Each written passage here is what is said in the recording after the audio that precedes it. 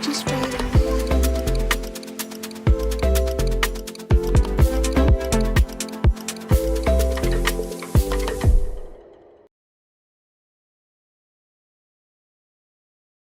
Yo, yo, yo, what is up? What is up, guys? Welcome back to the channel. Welcome back for another edition of our watch along video. This right here is the game between Egypt and Benin in AFCON.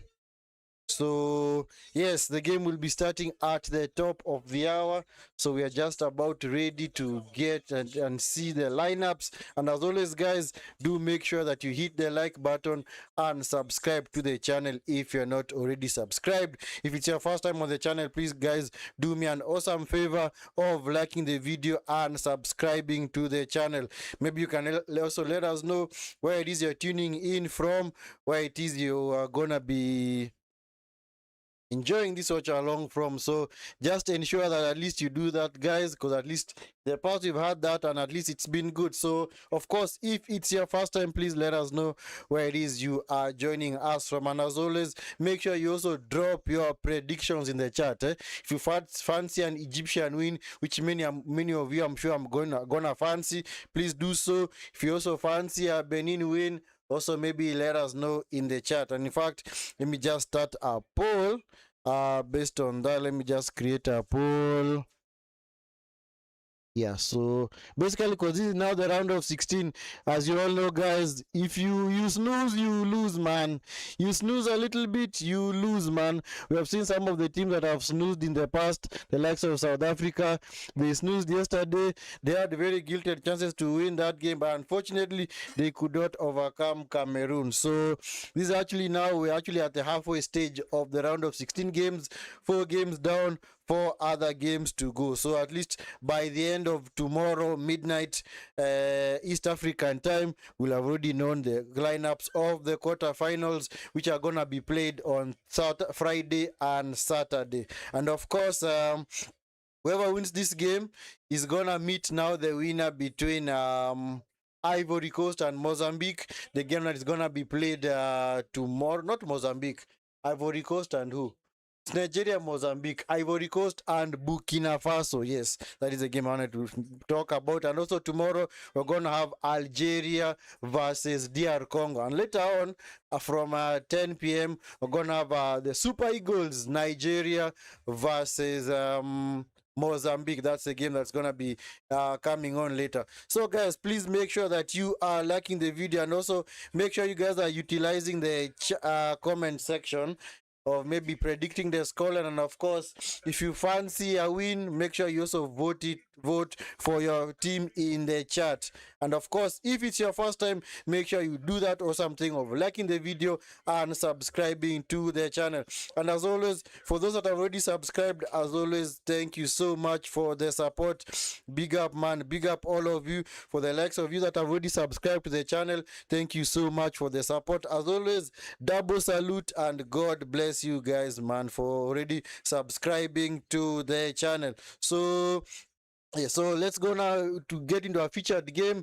Egypt Benin. Egypt playing in a 4-3-3 system. El Shenawi, Hani, Ibrahim, Rabia, and Hamdi.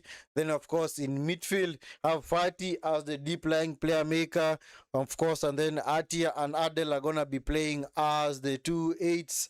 And also one of them is going to be playing as the 10 box-to-box players. And then, of course, have their captain Mo Salah on the right, Trezeguet on the left, and, of course, the other star man, Marmoush, up front.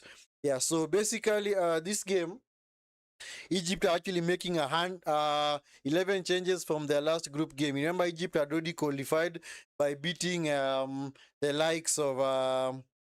They beat Zimbabwe and they beat South Africa, so they had already qualified. So in their last group game, they actually just rested everybody, and they only managed a 0-0 draw against Angola. So at least most of their guys were rested, and at least they are fresh to start this game.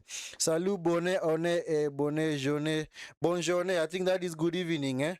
Good evening, bravo. I know a bit of French. Yes, I think I can make out that message. Yes, good evening to you too. Good evening to you too. Yes. And of course, make sure, guys, that you are in fact liking the video and subscribing to the channel. If you have not done so, please do me that awesome favor of liking the video and subscribing to the channel if you're not already subscribed. And as always, if also you are returning subscriber, please make sure you like the video as well. As for Benin come into this game as one of the teams that I think they finished second amongst the best third place teams, virtue of a win against Botswana, but they lost against DR Congo and Senegal.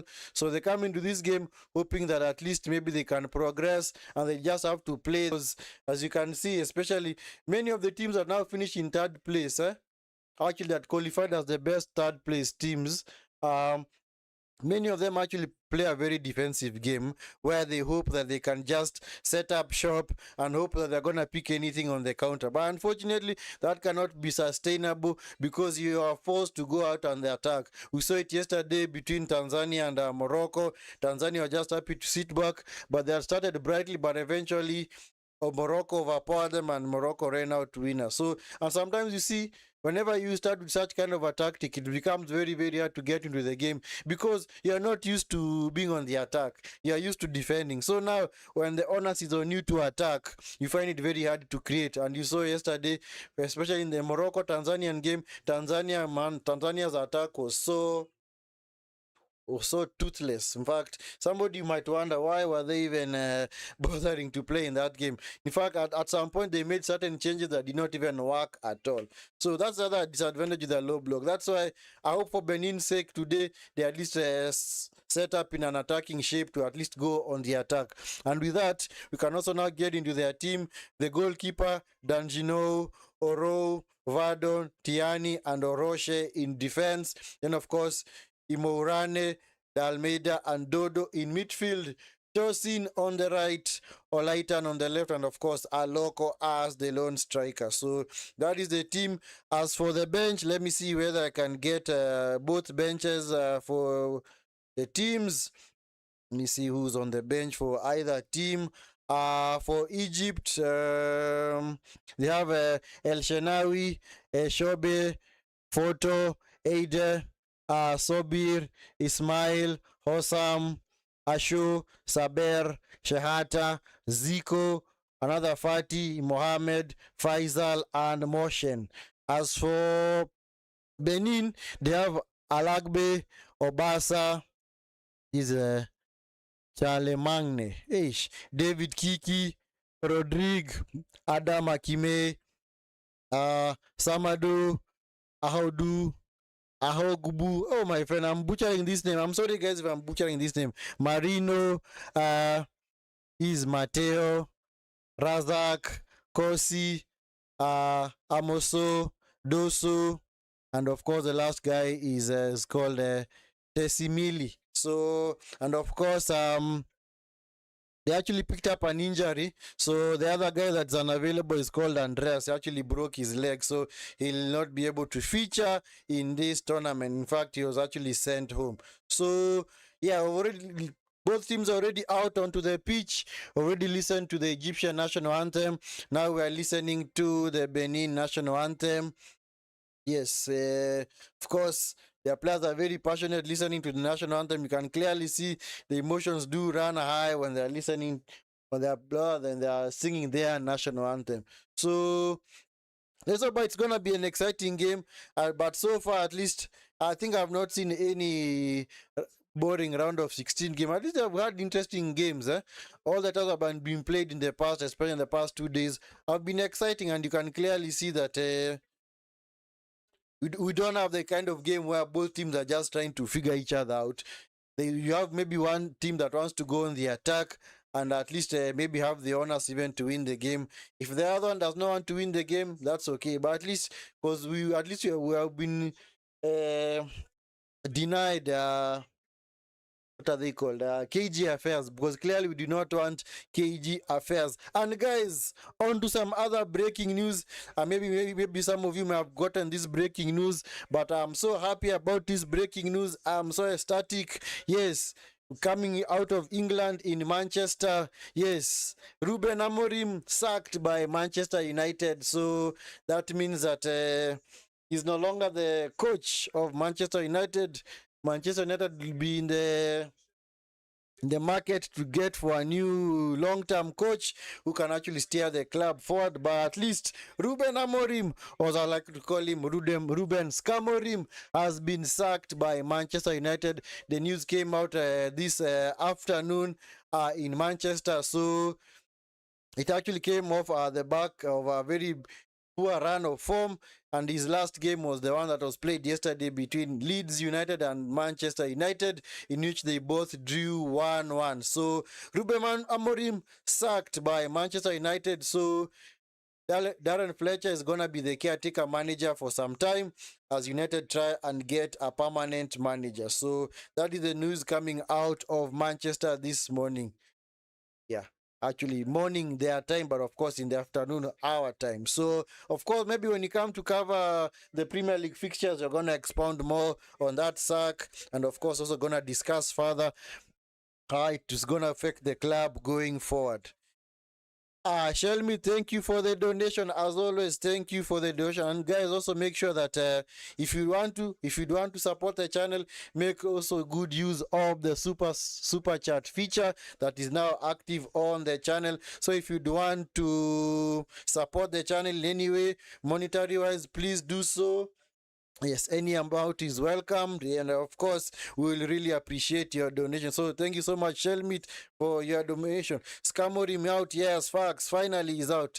Now I can support my team in peace, man, because this guy was clearly had a very, very poor style of play.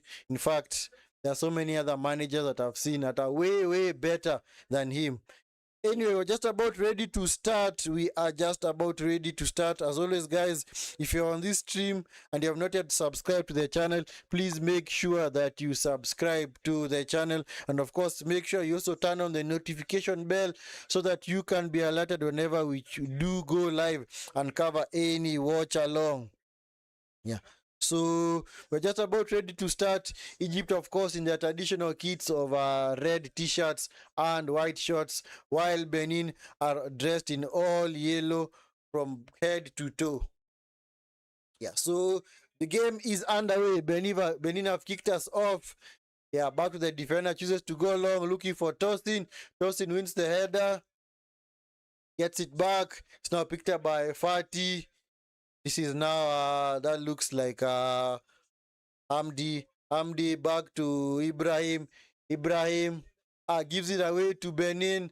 This is, that looks like Olaitan. Olaitan is supposed to go back to Roche.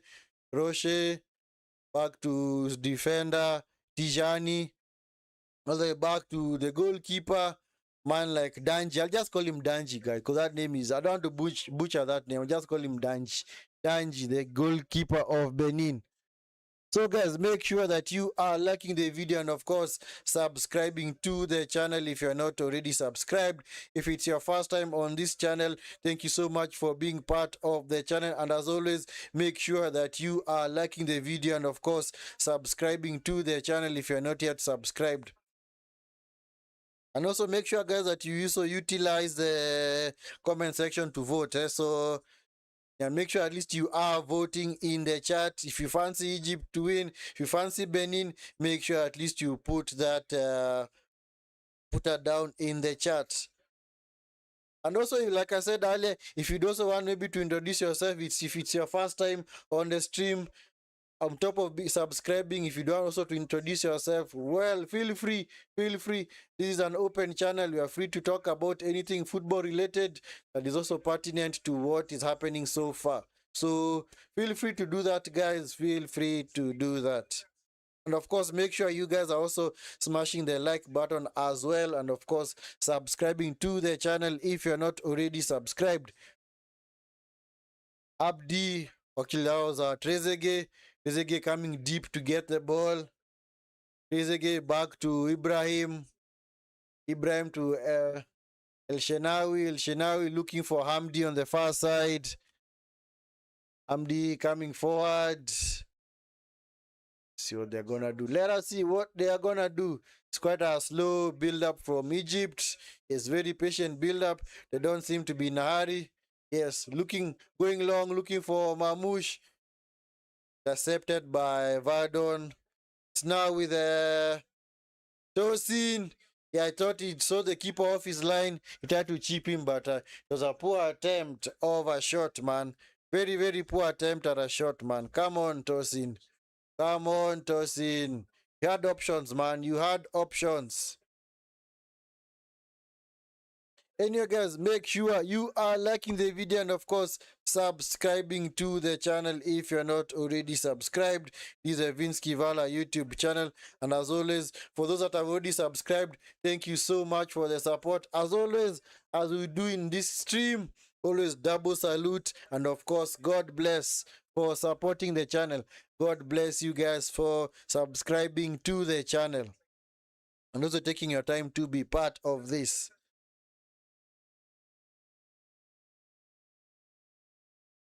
So Oru blocked by was that it's actually Trezeguet. So moved forward, Tosin competing for the header. It's picked up by Almeida. Almeida into Dodo. Dodo loses out. It's now with Salah. Nice touch by Salah, man. Wonderful dancing feet from Salah, man, to get away from two Beninian defenders. Well played, man. Well played by Salah, man. Protected the ball quite well there. At some point, the Benin players were chasing shadows. Trezeguet loses out.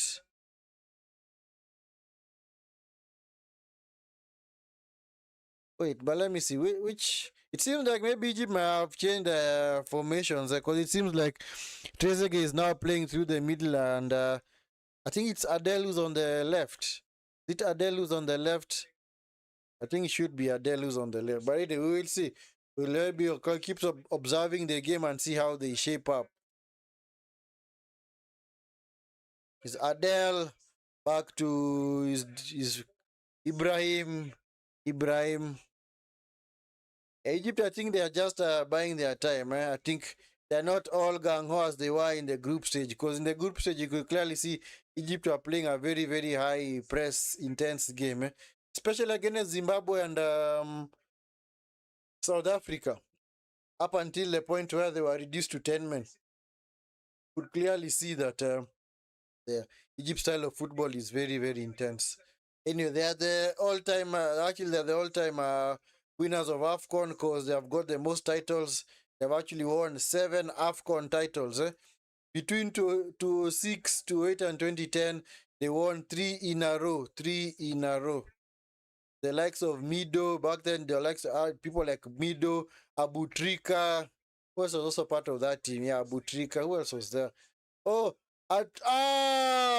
Aloko. Come on, Aloko. Should be controlling that ball, man. Ibrahim Yasser, man. Just change his name because at least he's being referred to Yasser.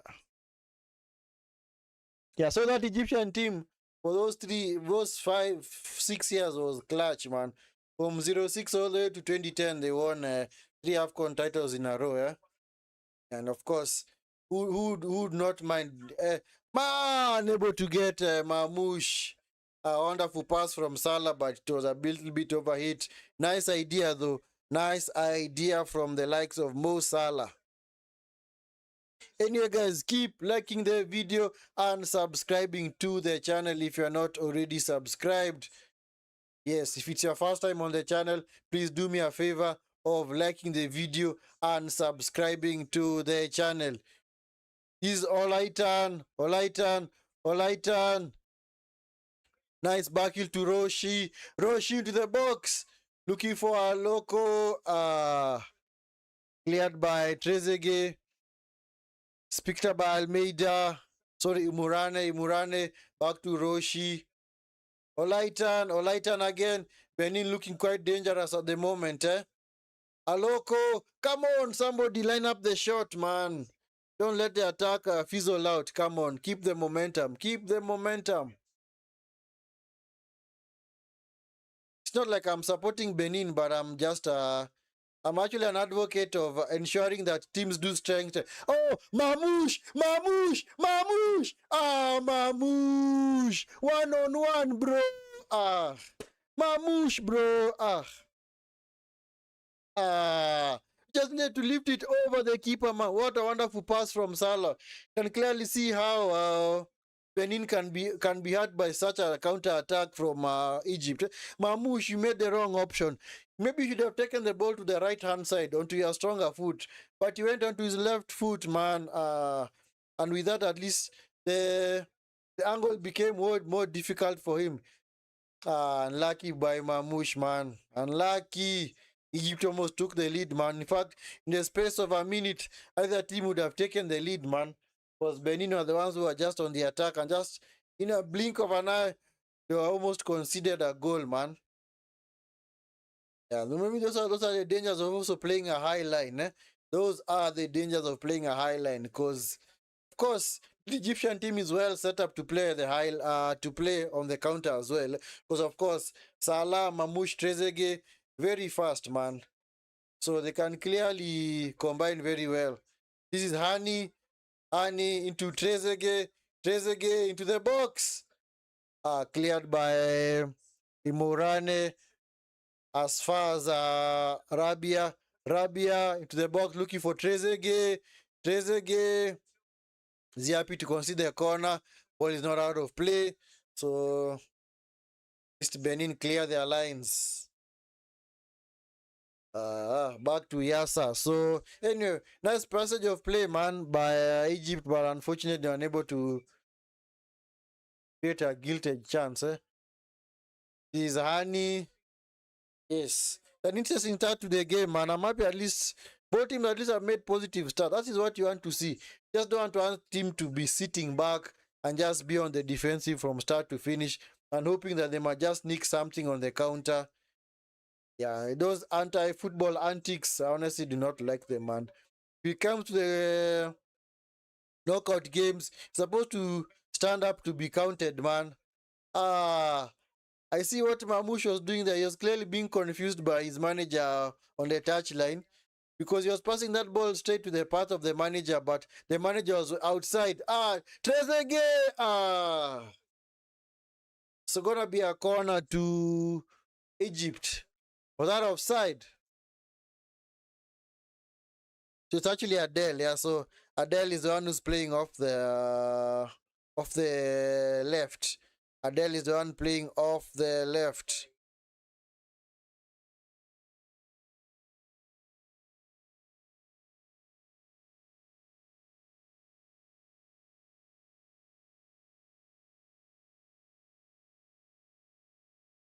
So Adele is the one playing off the left, eh? Because at least now Trezeguet is more or less playing through the middle. Yeah, so Adele is the one now playing on the left. So Salah is on the right. So guys, make sure you are liking the video and of course subscribing to the channel if you're not already subscribed. Make sure you hit the like button and of course subscribe to the channel if you're not already subscribed. It's your first time on the channel. Please make sure that you subscribe to the channel. Loco loses out. So that was a light turn. So it's gonna be a throw into. It's gonna be a throw into Egypt. I don't know. Was there an appeal for a penalty? It was clearly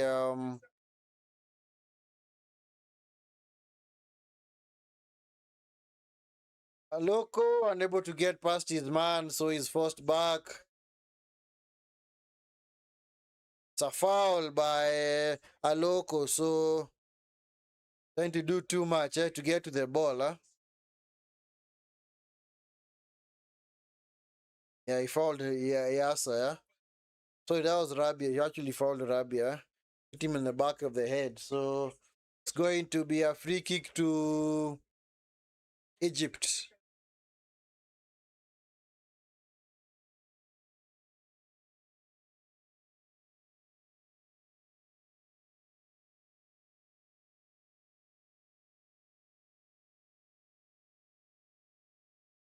So this is Atia. Atia loses out. By Benin. That was handball. That should be a yellow card, man. That should be a yellow card. Come on, referee. That should be a yellow card on Rabia. That was a deliberate handball, man. That was quite deliberate, man. Come on, referee. That should be a yellow card. That should be a yellow card, man. Referee, come on. How are you honestly officiating this game like that, man? Thank you, referee. Thank you. Yellow card. Is he gonna miss the next game? I don't know whether he's gonna miss the next game, but he might. I don't know whether he was booked from the game, but actually he wasn't, because, like I said, this team was actually did not play the game against Angola, because against Angola, Egypt, since they had already qualified, they changed all 11 personnel. So at least he's safe for now. He is safe unless he gets a second yellow. Free kick into the box. Away by Mamouche. Cycled by Urane. Urane forces a throw in off Yasa. I don't know why Egyptian players seem to be quite frustrated at the moment. Why do they look frustrated, man? Come on, just play your game, man. Just play your game. At this stage, guys, maybe you can let me know. Whom do you fancy to win this tournament? Now that we are here, whom do you fancy to win this tournament? Do you fancy Egypt? Which team do you actually fancy to win this tournament? Because at least when you get to the quarterfinal, maybe round of 16, we get to have an idea of whom you would expect to win the tournament. So if you'd want to, maybe you can let us know whom you fancy to win the tournament. Because for me, I thought maybe the way Egypt play, maybe they were prime favorites, but based on how they are playing this game, can clearly see they do not have the intensity that they had against South Africa and Zimbabwe. So I don't know whether it's because they rested all the 11 players the game against Angola. I don't know whether it's maybe they are fatigued, or maybe it's just trying to conserve their energy. And who knows, man?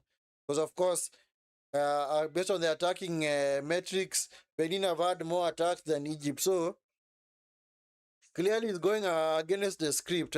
But not many people had predicted Benin maybe to get a result here. So if they do get it, it will be a very, very awesome feat for them. Murane looking for a loco. It's not gonna get to it. Well defended by Yasa. Standover. Cesar Loco. Was he fouled? Yep, he was fouled, man. So that was Olaitan. So foul on Olaitan. It's gonna be a free kick to Benin. Fouled by Fati. Hey, man. Seems like Benin past couple of minutes have been the better team. Seems like they are the ones having more desire and impetus to go on the attack. Because Egypt, I think, I don't know what has happened to them, but anyway, but maybe it's still early days. Maybe they're, like I said, they're trying to maybe to conserve their energy. Maybe they think that eventually the result is gonna come. But as you know, my friend, if you miss your chances, who knows? The other team might get a chance and actually convert. Straight at El Shenawi. And of course, since Mamouche missed that big chance, I will not put it beyond Benin to actually score with any big chance that they get. Because, as you know, I've kept on saying, if you do not take your chances in these games, man, my friend, it might be peak for you. It might be very, very disastrous, man. Because we clearly saw it yesterday in plain 4K. How South Africa had two big chances earlier on against Cameroon inside the first 10 minutes. They are unable to take either, and as a result, Cameroon, whenever they got their chances, they took them, man. And just like that, South Africa were bundled out of AFCON. They had finished in third place in 2023. Trezeguet, was he being fouled? Yep, he was being fouled. Was his Fati? Unable to find Salah. Murane, nice shimmy into Oro on the far side. It's been fouled by Adele, so it's gonna be a free kick to Benin. Hey, Egypt, man. I think Egypt now, based on their current formation, they seem to be lining up in a 3-5-2 shape. But it seems like Salah and Mamouche are playing as forwards. In fact, Salah is not really playing as a winger or an inside forward. He's actually playing as a striker. So I don't know how practical that is. I don't know whether that's gonna work, because Egypt are known to play a 4-3-3 system. Oh, this is a loco into the box. A loco. Come on. You overrun the ball, bro. Come on, guys. Come on, guys. Decision making. That was actually tossing on the far side. Sorry, it was actually a loco. Yeah, a loco had drifted over to the far side. I think they have now swapped positions with tossing. So a loco is now playing on the right. Tossing is now through the middle. We're gonna keep changing, mother. At least we get it right, man.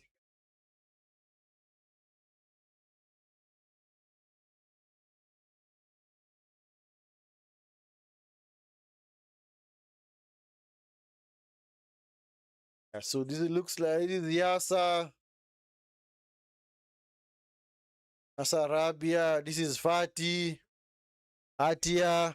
Is Hamdi rather. Oh, through the Adel. Sure. No! Cleared off the line, man. Wonderful chance from Egypt. Yeah. That was Vadon to the rescue for his country, Benin. Ball almost trickled over the line, man. This is Yasa coming forward into Salah. Salah plays with Trezeguet. This is Hani into the box. Should be the keeper's ball. Keeper missed it. Mamouche. Party. Mamouche. Salah, did he foul the player? No, he didn't. Goal mode scramble. Hani shoot. This Salah. Blocked. Too many bodies back there, man. And then Aloko is foul, so it's gonna be a free kick to Benin. Wonderful run by Hamdi on the far side. Wonderful cross into the box. Mamouche could not apply the finish. Yeah, he's leading, but it was well blocked by, was that Verdon? That was an actually wonderful spell for Egypt. Danji with didn't really do anything, but he was a lucky boy. He's a lucky boy, man. Tosin, is he okay? I don't know whether Tosin is okay, but is he receiving treatment or what? This is Roche to Tijani, back to Roche. Roche gives it away to Hani. It's now Trezeguet. Trezeguet gives it away. This is now Almeida, Uro, Pardon.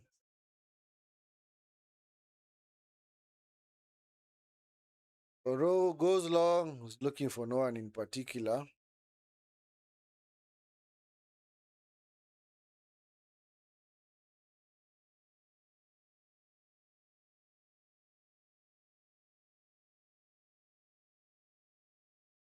And it's been a good game so far. It's been a good game so far. Clearly not a dull affair whatsoever. Not a dull affair in any way, shape, or form. On the attack is Adele. Adele into Salah. Salah. Egypt patiently waiting for the openings. This is Fati. Fati to Hamdi. Hamdi back to Fati. This is Atia. Atia. Yasser. A bad pass, man. Guy, man. You guy, man. You guy. You Yasser fella, man. What the heck are you doing? What the heck are you doing, man?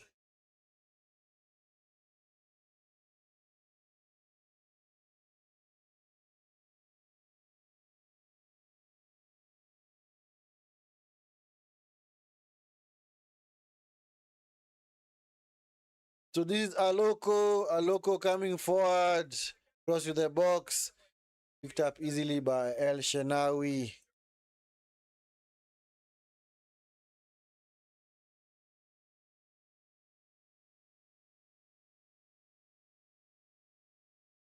Okay. It's now Salah. Salah being held back by Almeida.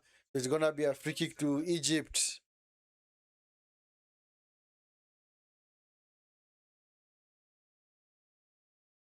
Is Hani. Back to Yasa. Yasa to Fati. Rabia. This is Adel. So that was actually Hamdi.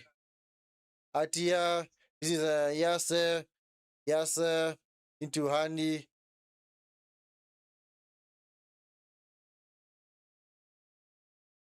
Yeah, at the moment, Benin just happy to sit back. Mamouche clearly offside, man. Mamouche was clearly offside. So it's gonna be a free kick to Benin. So anyway, guys, make sure you continue liking the video and of course subscribing to the channel if you're not already subscribed. If you're on this stream and you have not yet subscribed to the channel, please make sure you do so. Please do me that awesome favor of liking the video and of course subscribing to the channel. This is Roche. Nice tackle by Yasa. This is Mo Salah. Mo Salah. So predictable. Picked up by Mamouche. Nice industry by Mamouche. Mamouche needs support. Mamouche. Oh, wonderful play by Mamouche. Anybody getting past two players is a tall order. So, but at least he got by one. Nice bit of skill from Mamouche. Clear by Roche. Yeah. Throw in considered by Egypt. Come on, you can't take it from there, man. That is not the rightful place, so he has to be brought back.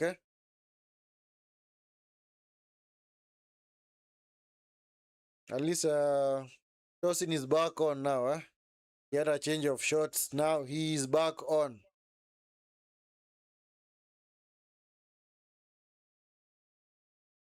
He's Roche or Roche, whichever way you want to pronounce it.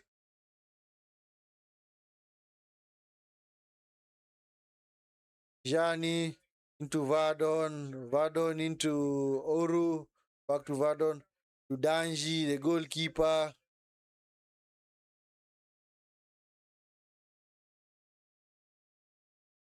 Yeah, Danji chooses to go long, looking for a Laitan. Wonderful header by Laitan. But he actually is fouling Yasa. So it's gonna be a free kick to Egypt. Such a yellow card for Laitan. He actually elbowed the guy.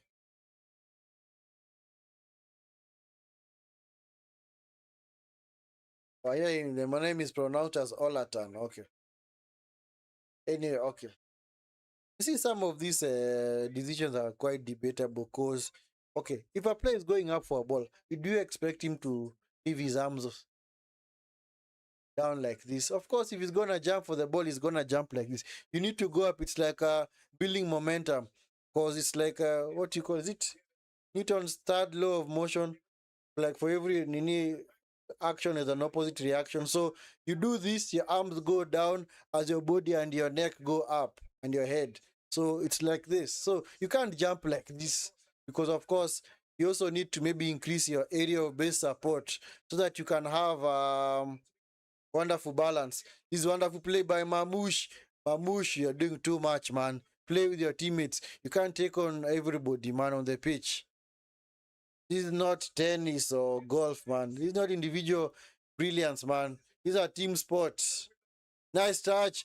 Oh, this is a Aloko rather, Aloko. Poor touch, man. Poor touch. Come on. That is a very, very heavy touch, eh? Morane, to Roche, back to Tiani. Tiani.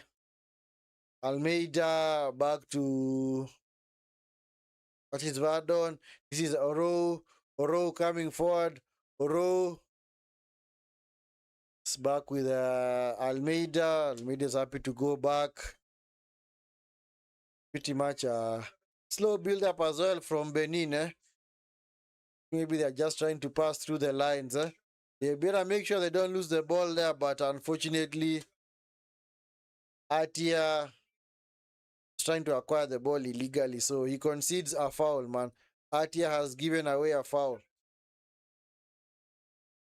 So guys, make sure that you are in fact liking the video and subscribing to the channel if you're not already subscribed. If it's your first time on the channel, please make sure you smash a like on the video and subscribe to the channel if you're not already subscribed. Yeah, Atia is a lucky boy, eh? Maybe in a different league that would have been taken to VAR and we were given the referee something to think about, eh? And maybe would have been off.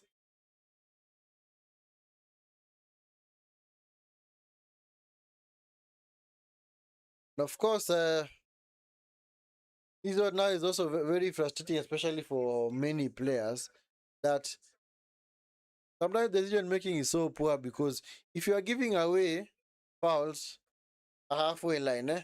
And of course you are very aggressive when it comes to those challenges. Eh? You pick up yellow cards. Don't you think that those yellow cards are going to accumulate and you're gonna maybe put your teammates in jeopardy? Because if you're unavailable for the next round of games, whom will you have to blame? Nobody but yourself. Tosin is unable to continue. It seems like he's calling for the stretcher. Tosin, I think, will be unable to continue. I don't know what happened to him. Eh? He may have overexerted himself. He may have overstretched. But it seems like the referee has called for the stretcher. I don't think Tosin is going to be able to continue. Eh? So Tosin is going to be taken off. Eh? It's an enforced change by Benin. They're going to replace him with, he's called Jodel Dosso. What happened to Tosin? Ouch. Actually hit in the thigh, man. On his thigh. Ouch, that's painful. I think he has he's not recovered from that. So, yeah, Tosin is off to be replaced by Jodel Dosso.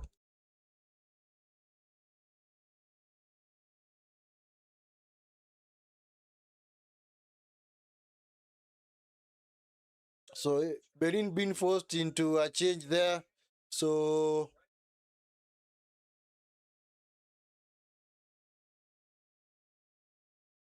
Dosso, is he actually making his first appearance in this tournament? I don't know whether he's actually played more games. Or he actually played the game against DR Congo, but since then he did not feature for Benin. So I don't know whether it's actually gonna work because if you're actually bringing on a striker that has only played once in 4 games, are you gonna really rely on him to do the business up front? But anyway, we'll see. Maybe it's what you call a blessing in disguise, man. Blessing in disguise. We've had people who have come on off the bench and they're the ones who have come to win the game for their teams. So you never know. You never do know what's going to happen. So finally, Dosso can come on. Yeah, Tosin has been taken off. So hope Tosin is going to be okay. If Benin do make it to the quarterfinal, I'm sure they're going to need him. Eh? Don't know whether it's a serious injury, but If he's unable to continue, it means that he's clearly in some huge discomfort. Mamouche is now Fati. Fati into Yasa. Yasa coming forward. Yasa going forward. Look, Adele. Adele is able to sneak in behind. I don't know why Benin players allowed the ball to bounce. Straight up and over. It's going to be the keeper's ball. Eish. That's quite risky from a Benin perspective. Don't just let Adele sneak in behind like that. You're supposed to have what you call situational awareness, man. Cover all your angles. Roche with the header. Victor ball, Lighton. Lighton uses out. Now Almeida. Happy to see him back on his feet.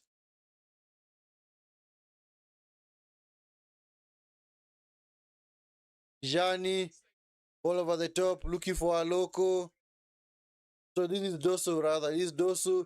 Dosu poor cross into the box. It's picked up by Salah. Nice touch from Salah. Crowded out. He's a loco. Dosu, man. Concentrate, man. Keep trying to launch the counter, but it was a poor pass, man. Poor pass up front.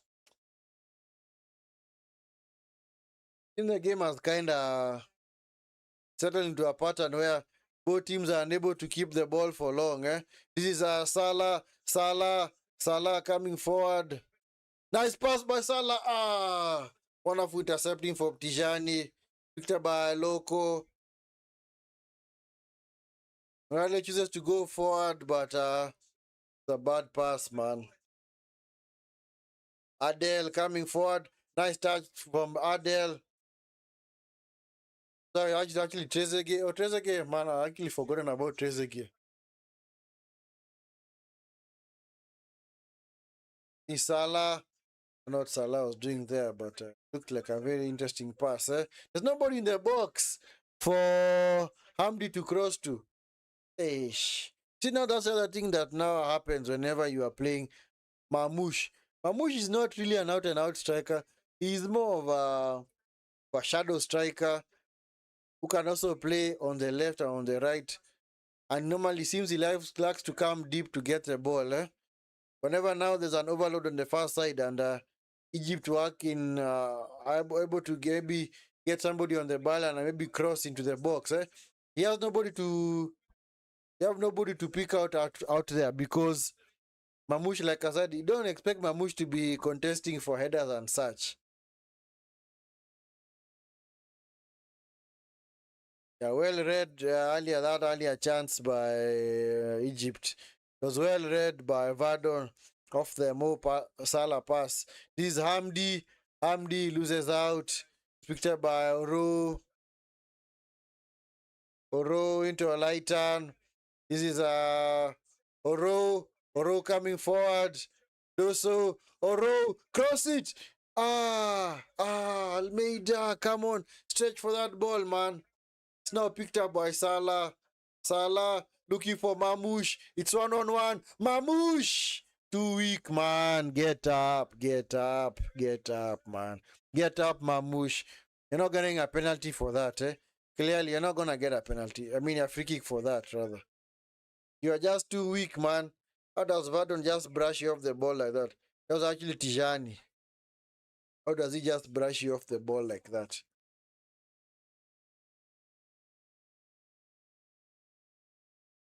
Yeah, Mamu should have clearly done better there. Loco unable to actually play through to Dosu.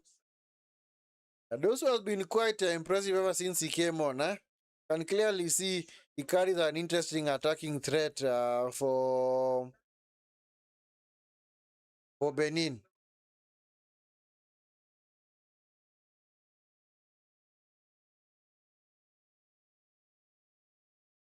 Mm-hmm.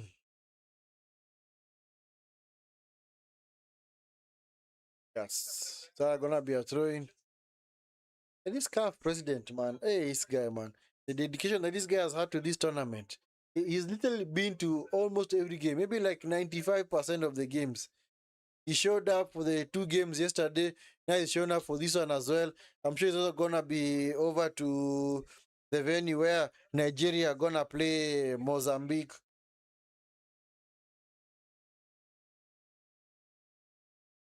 He's Fati coming forward, Hamdi almost loses out. It's back with Atia looking for Hani, unable to play him in. Picked up by Roane. There's no foul there, man. Thank you, referee, for allowing the game to move on. Thank you, referee. Thank you, referee. Clearly, that was never a foul, especially the one that they were trying to appeal on Dodo. There was no foul, man, because it was just a 50-50 challenges, But eventually, Dodo fouled his opponent, because it was a tackle from behind, man. And of course, you don't do that, You don't tackle a player from behind and attempt to try and get the ball. So Hani was fouled, so it's gonna be a free kick to Egypt. So anyway, guys, make sure that you are liking the video and of course subscribing to the channel if you're not already subscribed. If it's your first time on the channel, please make sure you hit a like button and of course subscribe to the channel. And also, if you're enjoying this stream, rather you're watching this stream and you're not yet subscribed, please make sure you do me that awesome favor of subscribing to the channel. It's a free kick to Egypt to be taken, I think, by Mo Salah or Marmoush. Yeah, the stars for this Egyptian team. Gonna be Mo Salah. Mo Salah, good cross. Headed away as far as Atia. Crossed again into the box, but it's overcooked. So it's going to be a goal kick to Benin. So later on, guys, we're gonna have the game between Nigeria and Mozambique that is gonna be kicking off from 2200 hours. As usual, whoever wins the game, this game is actually going to win other play against the winner of the Ivory Coast Burkina Faso game. So whoever wins the game between Nigeria and Mozambique is gonna face the winner between Algeria and DR Congo. Oh, was that a foul, man? Referee. Okay. There might be a head injury for both players, Hey, referee, man. You haven't noticed? Olaitan is supposed to kick the ball out of play. Hey, referee, man. What the heck were you doing, man? Hey, referee, come on, man. You don't have eyes at the back of your head, man. It's what you call compound eyes.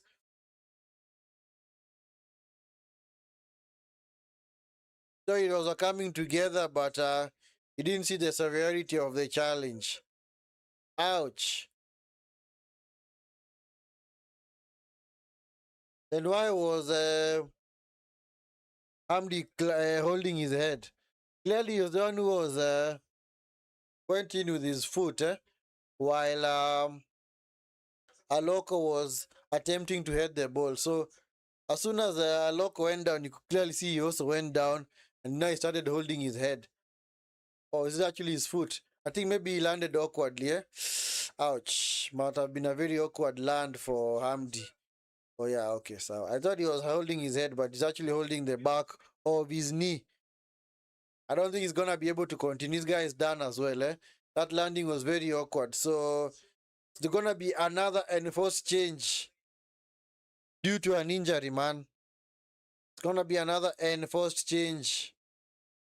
Yeah, earlier on, Benin were forced into a change.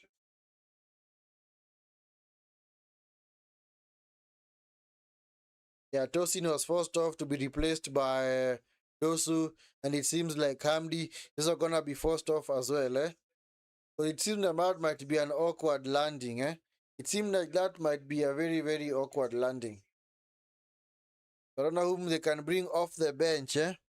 They've got Poto, Ed, Osam, Sobi. Ouch! Shit. Now that's painful, man. You might actually tear your meniscus, man. Might even twist your knee. Yeah, he's done, guys. He's done. He's done. He's not gonna continue in this game, He's not gonna continue playing this game. He's done out there, man. And of course, Sobi is also on the bench. Ismail. Yeah, so I don't know whom they're gonna bring on, but we will see. Of course, this game is gonna have a huge length of stoppage time, especially at the end of this half, because we've had a number of long-term other long spells of break in play due to injuries. So I don't think maybe we're gonna have less than maybe 5 to 6 minutes. Maybe might have like 7 or 8. Also because of substitutions, yeah, and also the fact that I've also been committed.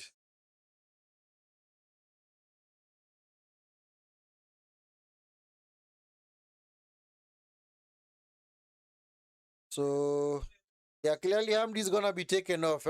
I just hope that that is not the tournament done for him.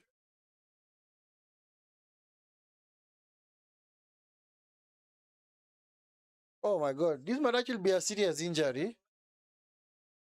From the way that he looks distraught. Ah my God, this is actually a serious injury. He might actually have done his knee there.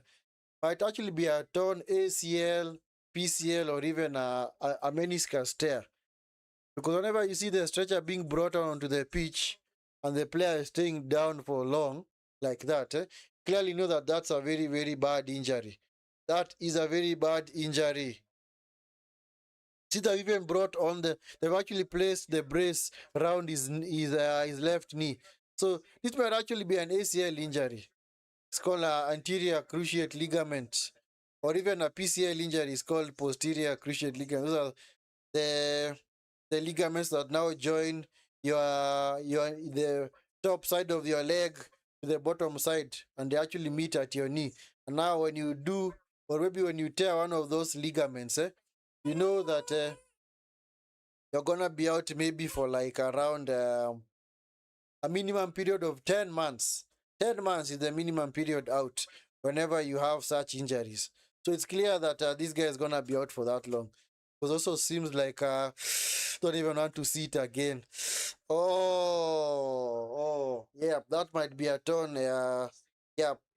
Whenever you see a player doing this and holding the back of his knee, that's a very serious injury. So that's either a PCL injury, ACL, or maybe even a meniscus tear. Because you can clearly see that there's a brace on his left leg to secure the knee and the leg in place because he can't move. Okay, it's not really a broken leg, but it's actually, this one actually looks like a ligament tear. Yeah. After seeing football for a long time, you know the kind of injuries that people might get because that's a very familiar injury, especially when the player is stretched off like that. Anyway, we're going to have 5 minutes of added time. I'm surprised we only had 5 minutes. I expected maybe 7 or 8. And you're gonna have 5 minutes of added time. So Hamdi has been taken off. Hamdi has been taken off to be replaced by Ahmed Abu El Photo. Hey, my friend, I'll just call him Ahmed. I'll just call him Ahmed. But those names are way too many, man.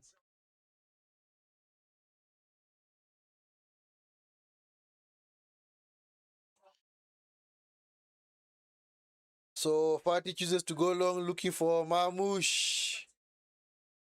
Gonna be a throw into Egypt.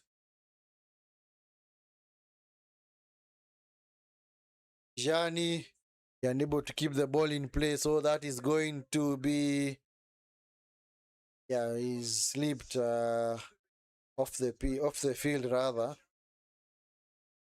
And I sure hope that Hamdi is gonna be okay. Honestly, I hope he's gonna be okay. Of course, whenever you have such injuries, yeah, I think you're normally taken straight to hospital so that at least you can they can actually do a scan on your leg, maybe to tell you the extent of the injury.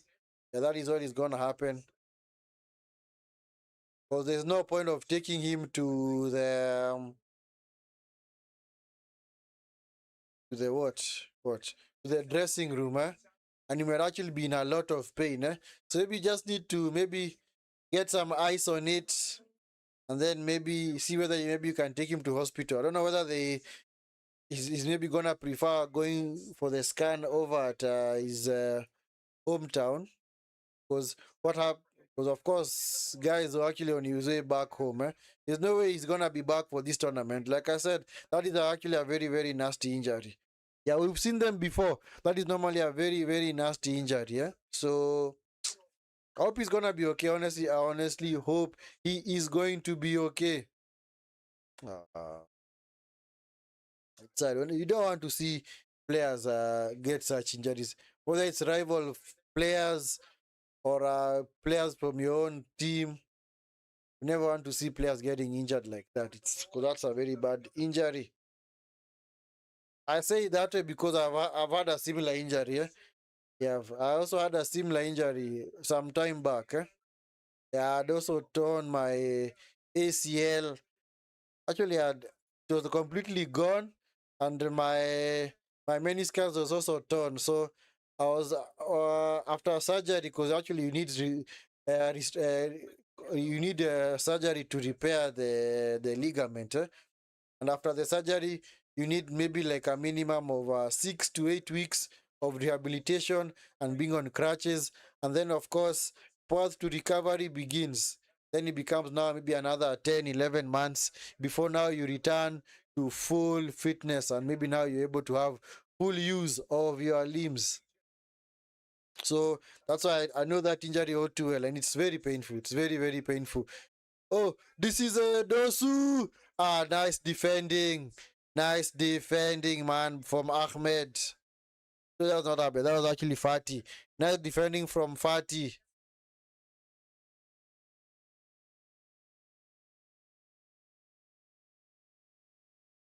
Yeah, Egypt's attack has kind of fizzled out in this game. They seem to be lacking the cutting edge, man. They clearly seem to be lacking the cutting edge to break down this Benin team. Maybe it's a system. Maybe they are just stuck with their 4-3-3 system that served them so well against Zimbabwe. Because right now they are playing in a 3-5-2, which to me is not really bad beneficial, because they are forcing Salah to play close to Mamouche, but unfortunately, that is not really Salah's best position. Salah's best position is off the right, coming inside. Because Salah is the kind of player who likes to operate in space. Crossed into the box. It's cleared. It's picked up by Salah. Salah. Nice. Nice spin by Salah, but never to force his way through. Wonderful skill by Salah, man. Wonderful skill by Salah, man. To get away from Oman rather, but he was unable to convert the chance. So halftime. Referee has blown for halftime. So that was the last action of that half. Can't really say it's been the best half of football. You also can't really say it's been the worst either. It's just been balanced. Yes. So far, neither team has had any kind of clear-cut chance. Just moments in attack. Both teams are looking at least to go forward. Yeah, at least you can say that they do swap whenever they're attacking. Because for some period of time, Egypt on the attack, and then they sit back for a bit. Benin now go on the attack. So it's that kind of game. It's more or less a seesaw kind of game where the teams are just swapping. You attack now. No, you attack now. It's now your turn, man. So it's clearly not the best game of football. I was expecting way better, especially from Egypt, because of course the onus is on them as also being one of the favorites for this tournament. But I don't know why. It seems like it's not clicking for them at the moment. Clearly, whatever tactic that they have employed today is not working. Yeah. And I think maybe what they did against Zimbabwe might work.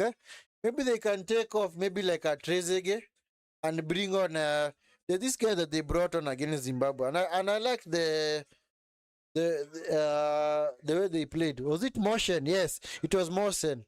They brought on Salah motion. to play as a center forward, and then just ensuring rather that Mamush now plays behind him, and now they switched over Salah to the right hand side, and actually the attack kind of clicked. They actually looked way more threatening. But actually, in that game, it was just a case of Egypt missing so many chances, which they did against Zimbabwe. But at least that tactic worked. Because, like I said, I don't think Mamush is that kind of center forward type. He's not the channel forward or the center forward or the target man or the advanced forward to lead the line. Mamush plays better when he in more or less a supporting role. If maybe you guys watch the Premier League, I would maybe liken him to maybe to somebody like a João Pedro for Chelsea. You see, João Pedro for Chelsea is not really an out and out striker. He's more of a 10. He likes to combine play, link up with others, and of course work the ball into the strike and create chances for him. So that is also how Mamouche plays as well.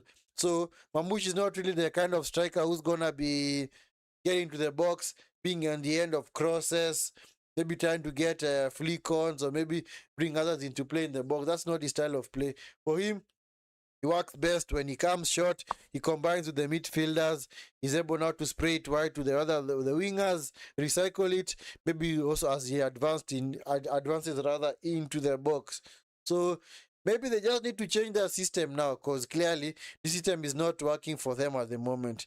Egypt clearly need to change their system, And if I'm to look at their bench, they have Zico that they can bring on. They have Faisal and also Mosen. Maybe they take off Trezeguet, because Trezeguet has been quite lost in this game. Trezeguet has scattered a very, very isolated figure out there, man. So just maybe take off Trezeguet, maybe bring on Motion, then maybe just push Salah out wide, Mamouche behind the striker. Then now I'll tell somebody like Adel to play on the wing. But anyway, that's just me. That is how I do it, man. That is how I try and unlock this Benin team, which can't really say has been stubborn, because it's not like Egypt have been pressing them highly and just being on the attack and all gung ho on Benin. No, both teams have just had moments. Both teams are simply this, like they're just relying on scraps and moments, because and so far neither keeper has been worked. In fact, if I'm to look at the stats, has there been any shot on target? No, actually one apiece. Actually, the stats are very, very damning, guys. The stats are very, very damning. Yes, Egypt only have had 2 shots, 1 on target. Benin also have had 2 shots, 1 on target. So can clearly see that the attacking third for both countries is so poor, and that's something they need to look into. As far as the XG is concerned, Egypt 0.14, Benin 0.05. Sheesh. No big chances for either team. Passes completed 220 for Egypt, 151 for Benin. So you can pretty much see that. In fact, if I'm to assess that game based on the other round of 16 games, I think this has to be the poorest game so far, because at this stage in the previous games, you could clearly see that a pattern of play had already been developed by one team wanting to go all attack on the other, and maybe the other team is just sitting back, maybe just soaking up pressure. But in this game, it's like both teams are matching each other strength for strength. Whenever Benin go forward, they really don't look as if maybe they are gonna score, and at the same time, when Egypt go forward, they lack the final ball just to play it into maybe either a Mamouche or a Salah to tuck it in. And of course, that earlier big chance that was missed by Mamouche in the first 15 minutes, but actually come to haunt Egypt. I would not be surprised if that comes to haunt them. Because honestly, I expected maybe Mamouche to take the ball in his stride and maybe take it over to his right hand or his right leg. But actually, he cut inside, and he wanted to bring the ball onto his left foot. I don't know why he was doing that. Yeah, the first touch was not quite good. In fact, if what you do in that instant, maybe for a first touch, you just take it away from your body out wide so that you can give yourself a bit of space. And of course, he overran the ball because the keeper starting position was very good. And I think eventually he ran out of ideas. He tried to dribble past the keeper, but it's like at the last moment, he did not know what to do. Benin should be careful with this kind of. Anyway, I don't think Benin, other than that, you can clearly see that Benin simply learned their lesson. They have not been caught out again. They have simply ensured that all the balls that are being played are actually in front of them. In fact, that is one of the most effective ways of ensuring that you never concede. If the ball is always in front of you, you are safe. The only time that you should be worried as a defender or as a defending team is if the ball is now played in behind you. So clearly, Benin, they learned their lesson, and I think from that they were able to drop a whole lot deeper. They have not been caught out again. At least that back then, actually at that time, they were actually playing a very, very high line because Mamouche actually made the run from inside his own half.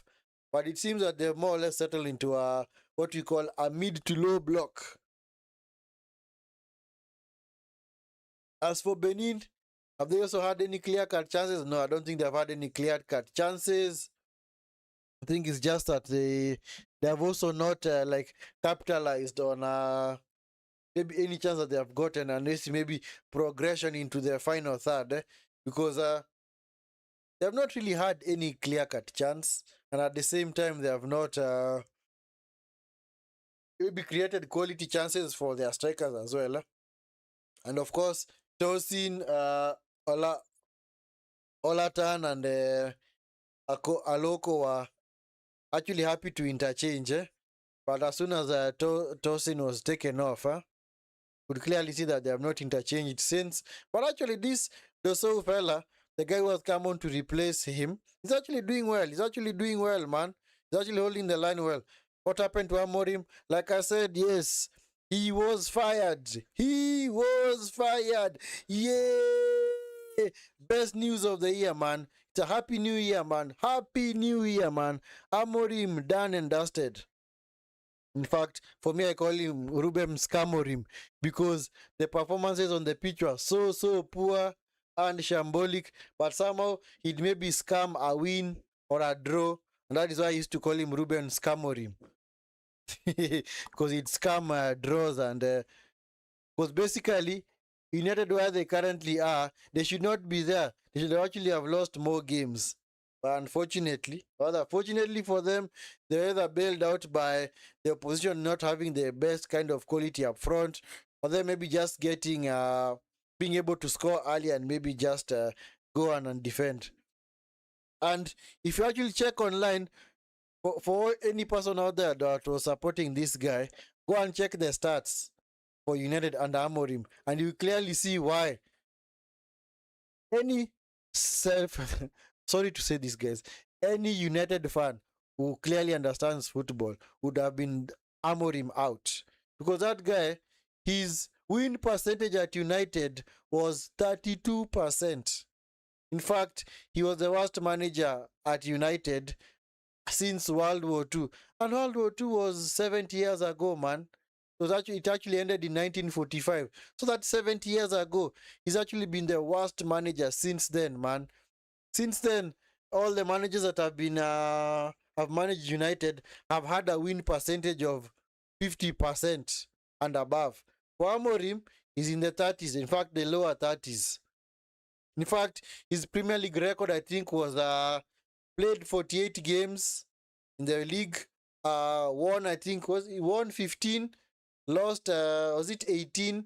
And it drawn 13. So tell me, guys, if you have won 15 out of your 48 games in the league, what does that say? That's actually a win. Actually, yeah, it's 30%, because it means that you win 1 out of every 3 games. And in fact, in his entire tenure at United, he only managed to get back-to-back wins once. Imagine, guys, just winning this weekend and winning the next weekend. He was unable to do that until maybe at some point in October, when he won against Brighton, Liverpool, and Sunderland. That was the run that he had. He had 3 straight wins, and after that, done and dusted. Since then, he's been unable to get back-to-back wins. Very, very poor performances against Wolves at home. Wolves are gonna go down as maybe one of the worst Premier League teams ever. But they came to United and forced a 1-1 draw. West Ham as well. Also, another team that is in a relegation. In fact, Ruben Amorim at home against teams that were in the bottom five, he only managed to maybe get draws, because he drew with Wolves. He also drew with West Ham, and just yesterday he drew with Leeds as well. So can clearly see the performances were not up to standard, and eventually he was told, you know what, my brother, see ya, man. And of course, as a manager, especially what he spoke of yesterday, if you come and go to the media and start maybe criticizing your owners and saying, you know what, people need to do their job, let me do my job as well. Of course, you should start calling out the owners, the people who pay your bill. There's only going to be one winner. You're going to be shown the door, and then, of course, the next person is going to be coming. But maybe many people are speculating that he actually wanted to be sacked, because since, was it May? Was it actually April, May last year? The way he used to speak, you could actually sense that he wants to be sacked, because he'd say, I don't want to resign. In fact, I'm having a very, very terrible time at United. This group of players is the worst United group of players that I've ever seen. He actually called United, the United team, the worst United team ever in their history. Wow. And actually, he's the one who's unable to produce the magic on the pitch. So, are you supposed to simply just insist on playing your system or what? Because he clearly insisted on a 3-4-3 system that had not worked. In fact, a couple of months ago, he was asked, okay, your 3-4-3 system does not appear to be working. Do you consider changing and maybe adapting to something that maybe the players are used to? He said, no, I'm not going to change. Not even the Pope is going to make me change. Then, guess what? Just 2 weeks ago, he changed the system to a 4-3-3. Against Newcastle, he actually played a 4-3-3. So guys were asking him, then why did you change your system? And then after that 4-3-3 system that he managed to play against Newcastle, that got them the victory, in the next game against Wolves at home, people were expecting that he's going to play the exact same system, 4-3-3. He reverted back to his usual 3-4-3 of 3 centre-backs at the back. So the media were asking him, my friend, your system, okay, you changed the system to a 4-3-3. It worked for you. You won against Newcastle. But you have now played against Wolves. You have reverted to a 3-4-3, and clearly you have failed to win. So clearly, is that the system the issue? He did not even answer, did not even know what to say. And of course, that is what you call the last kicks of a dying horse. I think Ruben is going to win trophies at another club. It was just a bad fit. Yes, clearly a bad fit for United. And you see, also, the person who actually handpicked Ruben Amorim and saw it fit for him to be a manager of United should actually be fired. Because in what era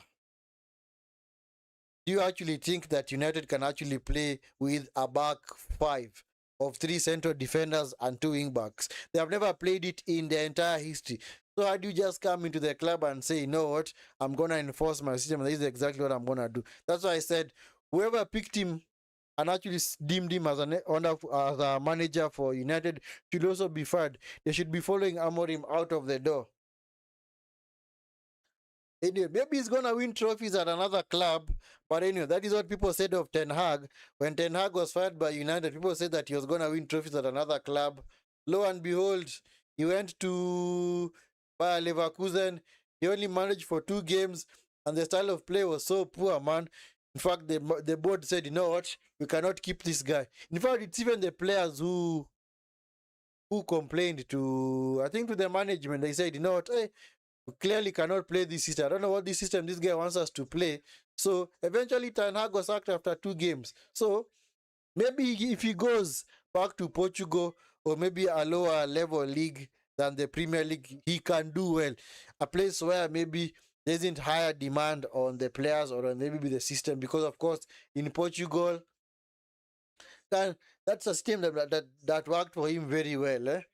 But unfortunately at United, where you you need ball players, you need actually to possess the ball properly. You cannot just be, because you see the 3-4-3 system is more of a transition system, because you could clearly see that when you used to play it at Sporting, Gyökeres used to be the pacey striker that you'd be fed balls over the line or through the channel, and you'd just run onto the ball and maybe now see whether you can get a chance and maybe score.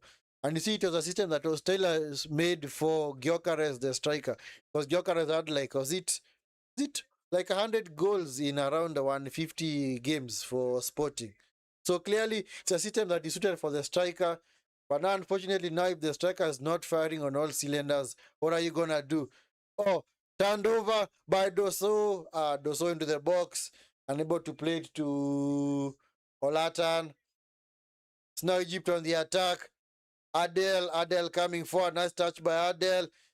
Forces his way through. Salah is on the far side. Mamouche to the byline. Poor cross. It's gonna be a goal kick. Yeah, guys, the second half has already resumed. Sorry, I didn't tell you guys. I just heard the clock, but I never told you guys that the second half has resumed. Yeah, so second half has resumed. Yeah, so yes, Mr. Prince. Yes, it was clearly a bad fit for United, and at this time maybe they may have learned their lesson, but I also do not trust the club hierarchy or management to get it right, because just don't trust them, man. Because this guy should have actually been fired towards the end of last season after taking the club to their worst ever league finish, the Premier League in 15th. He should have been fired, and also losing the Europa League final. He should have been gone by then, but unfortunately, they said, you know what, we're gonna maybe trust in your process. We know that maybe it was your first season. You had said that the team was gonna suffer. Maybe we're gonna give you a bit of time. My friend, at what time what?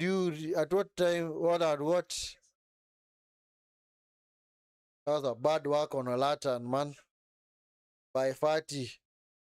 At what stage do you actually look at the style of play and say, no, this is clearly not working? And for me, I would always say this statement, no matter what happens.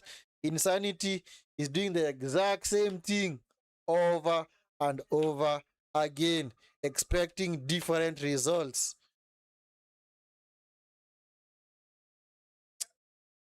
Anyway, but that's Cameroon for you. That is Cameroon for you. For me, I just call him Cameroon because, and I think the name just stuck. Oh, this is a Trezeguet. Trezeguet should have done better, man. Salah blocked off. Attack fizzles out, man. Trezeguet, man, you are clean through, man. I don't know why you had to check back, And Salah tries to give and go with Mamouche, but the pass was not that good. So it's out for a goal kick to Benin. Now picked up by Fati. The first side towards Hani.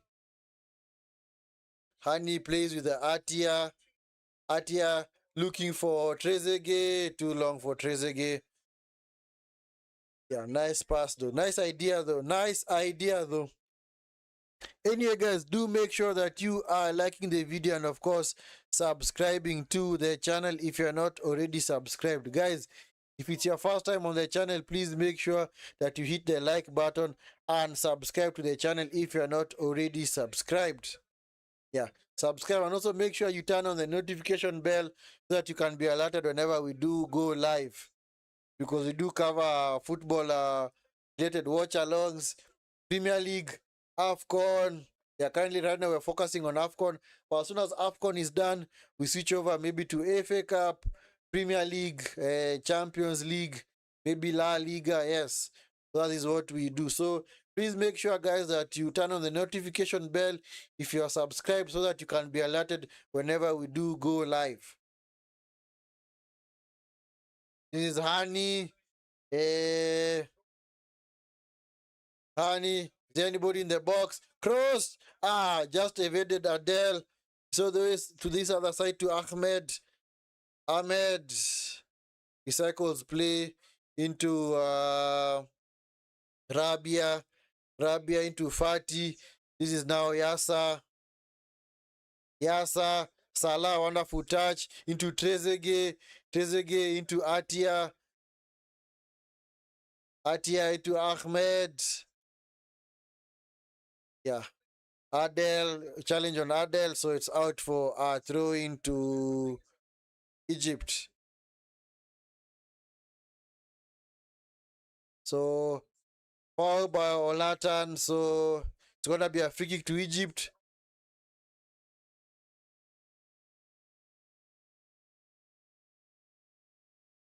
So actually it was Dodo with the foul. It was actually Dodo with the foul.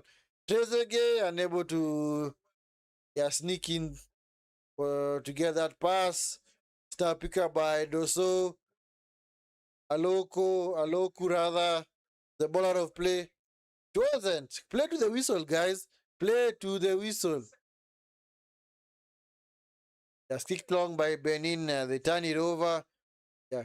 Egypt clearly have come out as a way better team in the second half. Can clearly see they're now playing with a little bit more urgency, which is what they need to do. Mamouche, Mamouche, Mamouche. Wonderful time by Mamouche. Ran into the player, but it's not foul. So wonderful refereeing, man. Benin on the attack. Benin on the attack. Olatan. Come on, man. Those actually Dodo. Dodo. Come on, Dodo, man. Give your teammates a chance, man.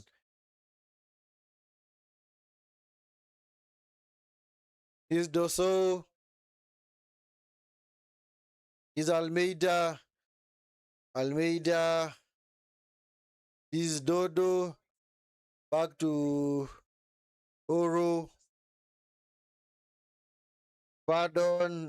Tijani. To Almeida.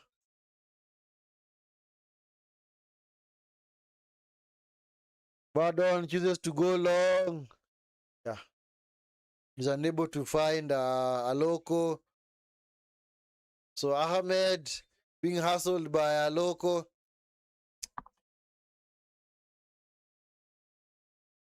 That is more or less a 50-50. The Mamouche tackle. Was he actually fouled? No, he wasn't fouled. He just lost his footing. Mamouche was not fouled at all, eh? Yeah, right call by the referee, man. Wonderful call by the referee. Clearly had his eye on that, eh? Because Mamouche was clearly milking it, eh?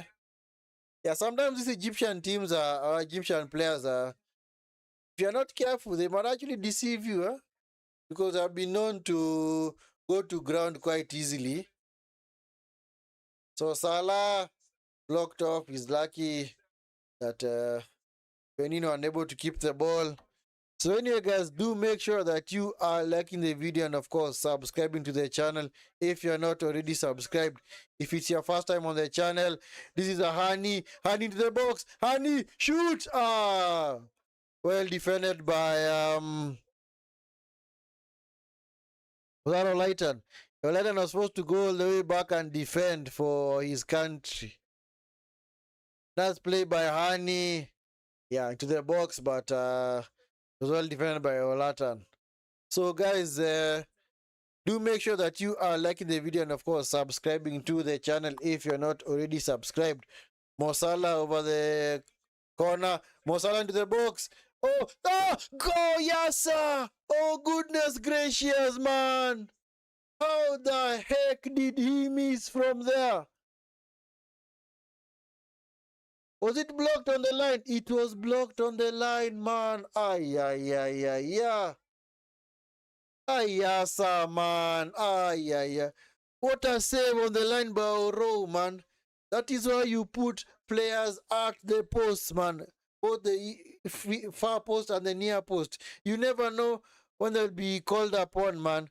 Yeah. That was clearly a big chance for Egypt. I don't know if they're gonna get another, but we will see. Mamouche, the corner for Egypt. Mamouche with the corner for Egypt. I don't know what they're gonna do with this. Let's see. Mamouche in the box. Headed away. Yeah, Benin trying to go on the counter. Nice. Nice play. Olatan into Dodo. Dodo looking for Doso. Attack kind of fizzles out, man. It's now picked up by Atia. Atia into Mamush. Mamush cuts inside. Mamush unable to combine with Trezeguet. You can clearly see he told Trezeguet, man, it's just stand in that center forward position so that I can at least play it off you. And see, that's what I was telling you. See, now that is what Mamush is good at. That is what Mamush is good at. Benin unable to force it through. It's cleared by El Shenawi into Hani. Yeah, that is what Mamush is good at, especially now when he comes deep to maybe combine with the striker, because he likes to play those 1-2. So that's why maybe they need to bring on another striker so at least Mamush can now play that game and actually maybe just look to play the ball off the strikers. Actually, to the earlier chance from Yasa, it was deflected by Daji, the goalkeeper, onto Oro. So it was actually a double save.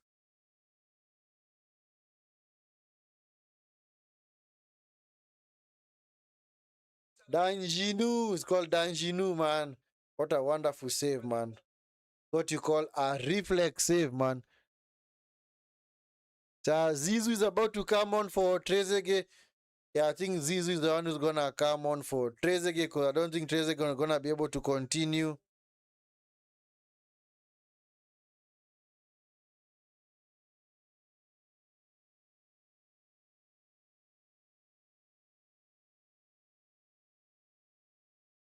So I don't think Trezeguet is gonna be able to continue. Yeah, seems in a lot of pain, huh? So Trezeguet, of course, has been taken out to be replaced by Zizu. They seem to have taken off his boot, huh? I hope he's okay. Honestly, hope he's okay. And then, of course, Asho is also gonna come on. I don't know whom he's gonna replace. So it's actually Adair who's coming off, huh? Adair who's coming off, huh? Adele is gonna be replaced by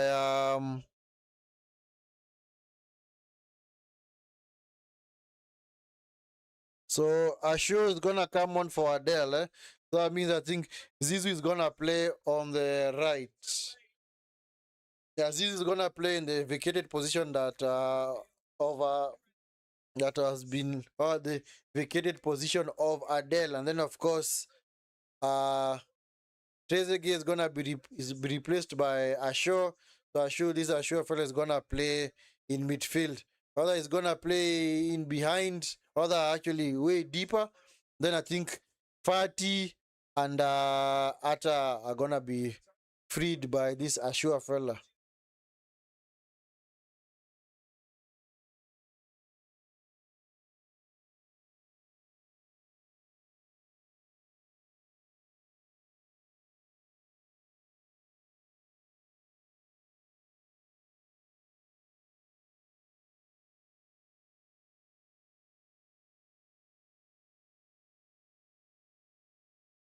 So anyway guys, make sure that you are liking the video and of course subscribing to the channel if you're not already subscribed. If you're here watching the stream but you're not yet subscribed, please do me a favor of liking the video and subscribing to the channel. So it's gonna be a throw in to Benin to be taken by Oro. This game has actually become very difficult for Egypt. I expected they maybe just to steamroll over this Benin team, but Benin have been resolute as well. But also it's because Egypt have also not been creating rather clear-cut chances. So you can't really say that Benin have been poor. But I think it's the Egyptian attack that has also not been combining well. And that's why I've kept on saying you need to take off maybe I don't know whom they're gonna take off now, because maybe that was the time they needed to take off, they make that change. Maybe leave things as they were, and then maybe just bring on the striker and maybe allow Mamouche to play off the striker. Yes, cleared by Vardon, picked up by Yassa. Yassa into Ahmed. Nice pass by Ahmed. Mamouche. You see now Mamouche is drifting over to this left-hand side. But now the position that is now occupying up front is now left vacated. That's why they needed a striker, man. Somebody just to occupy the Benin defenders. Because so far, the Benin defenders are only dealing with one threat. And that is now a ball on the ground. But they have not given them a different challenge where you actually have a center forward out there, and now you're pinging the balls into the striker to see whether now you can contest for the ball with the defenders. So that is what they needed to do, because both Vardon and Tijani have clearly been having an easy game so far. Yeah, because clearly they have just been mopping everything that has been thrown at them. Clearly it's not been a lot, because Egypt just want to keep passing on the floor, but at the same time, you also need to maybe see whether you can do something different. You also need to put crosses into the box, and maybe give your attackers a chance. Maybe that is where now a striker would have come in handy. Salah with a wonderful run. Salah! Wonderful save from Danji. Wonderful save from Danji. Wonderful run by Salah. He was found well by was that Rabia? He tried to lob it over the keeper, but the keeper starting position was also good, so keeper was able to collect it well. So guys, please make sure that you are liking the video and of course subscribing to the channel. If you are here on this stream and you have not subscribed to the channel, guys, please do me that awesome favor of subscribing to the channel. Hani is able to pick up the ball. It's now with Party dispossessed. Ah, come on. Better pass, bro. Better pass. Better pass into Alton, man. Alton cross to the box. It's cleared by Fati. Recycled by Dodo. Dodo into Tijani. Tijani into Oro. Oro. Cross it. Cross it now.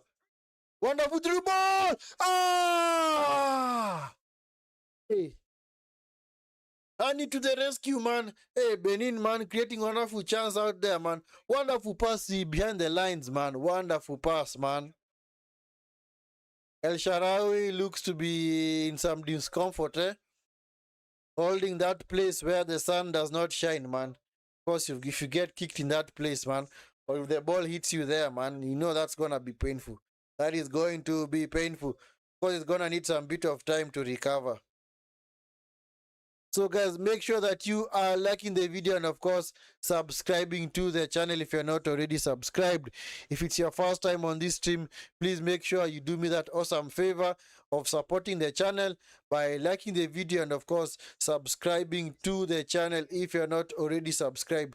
For those that have already subscribed, as always, thank you so much for the support. As always, much appreciated. Double salute and God bless, man. God bless for showing support for the channel. It seems to be okay now. Of course, whenever you're hit in that place, just need maybe a bit of time to recover, maybe catch your breath, and you'll be good to go.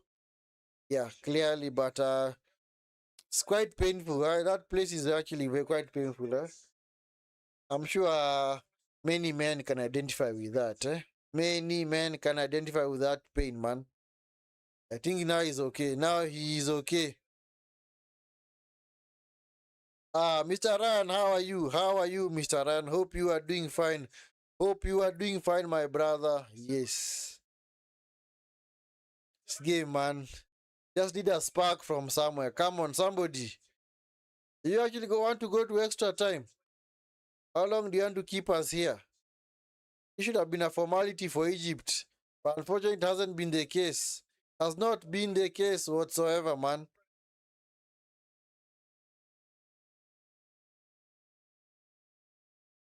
Urame.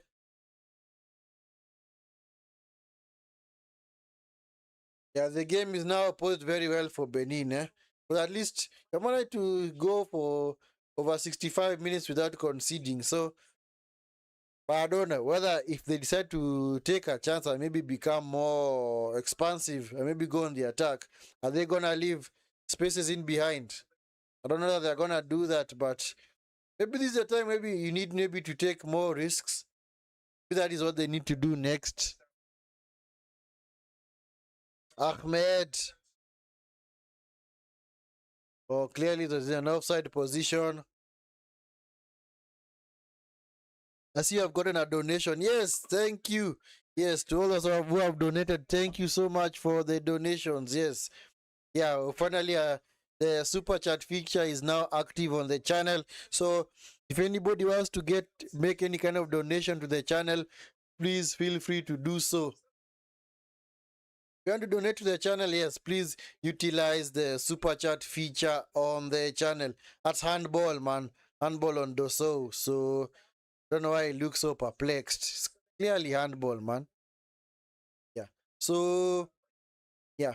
Basically, if you for you to get the super chat feature active on your channel, you need to get to 500 subs and at least maybe 3,000 watch hours.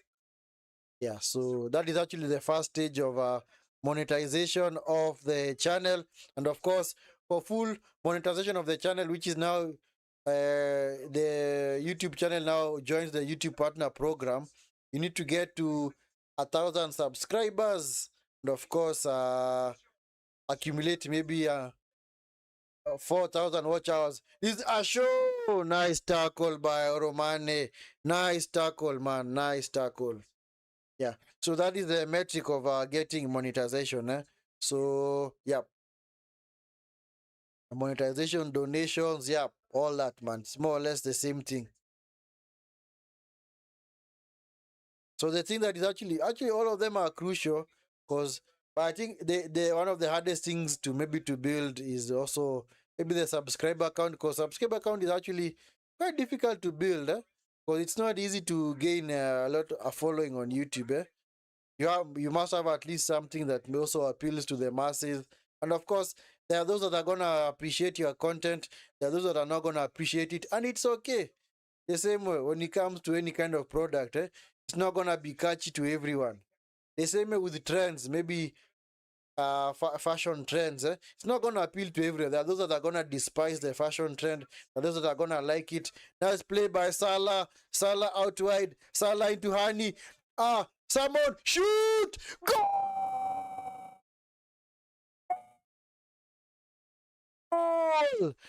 Atia! What a goal, man!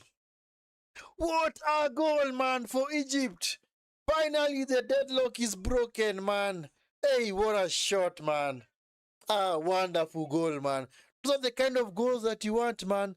The ball is just pulled back into the onto the D top, and then into an on-rushing midfielder who just places that ball into the top corner, man. Wonderful goal from Egypt, man. Wonderful goal, man. Wonderful play by Salah on the wing. Played very well with Hani, exchanged passes, Hani into the box. There's no one there. And then Atia just placed that ball. Wonderful curve, man. It's what you call a finesse shot, man. Well out of the reach of the goalkeeper. Keeper is not saving those, man.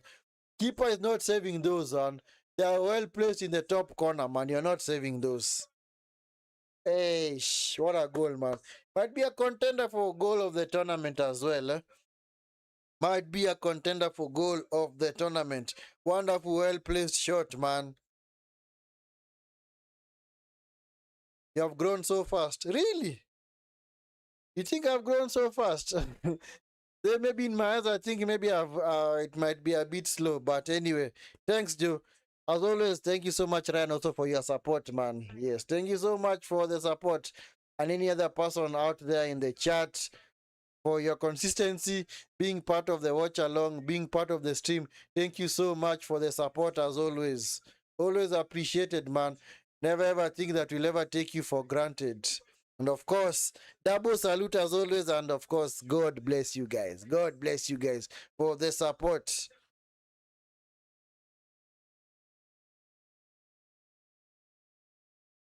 So anyway, finally, deadlock has been broken. This is Mamouche. Mamouche and almost able to sneak in there, but Tijani defended well. Tijani was able to defend it well. So yeah. Now this game is well posed for not Senegal, for Egypt to go and win and also get more goals because it's going to force Benin to come out of their shell and attack. Honey to the box. The save hands of Danji. Danji clearly starts play into Dodo. Dodo. Wonderful pass. Olatan. At some point, he didn't know what the ball was. Yeah. And as if you've seen in this tournament, Egypt is one of the hardest teams to break down, especially when they are defending. Yeah. Remember the game against Angola? Angola are pretty much playing against a second string Egyptian side. And they were unable to create anything and even score any goals. Because if Angola would have won that game against Egypt, they would have qualified for the round of 16. But unfortunately, they were unable to break them down. And also remember also South Africa, they played Egypt. Egypt were reduced to 10 men. In fact, Egypt played the entire second half with 10 men. And South Africa were unable to even lay a single glove on them. So Egypt do know how to defend. So far, I've not seen them being susceptible to any maybe mistakes that they make at the back. I haven't seen them maybe make any mistakes at the back, either defending, either maybe having being able to clear off the line. They are actually a very good defensive team. For me, I'd say they're one of the hardest teams to break down, especially at this tournament. From what I've seen, they're actually one of the hardest teams that denies their opponents very few chances. They deny their opponents, man, chances at all.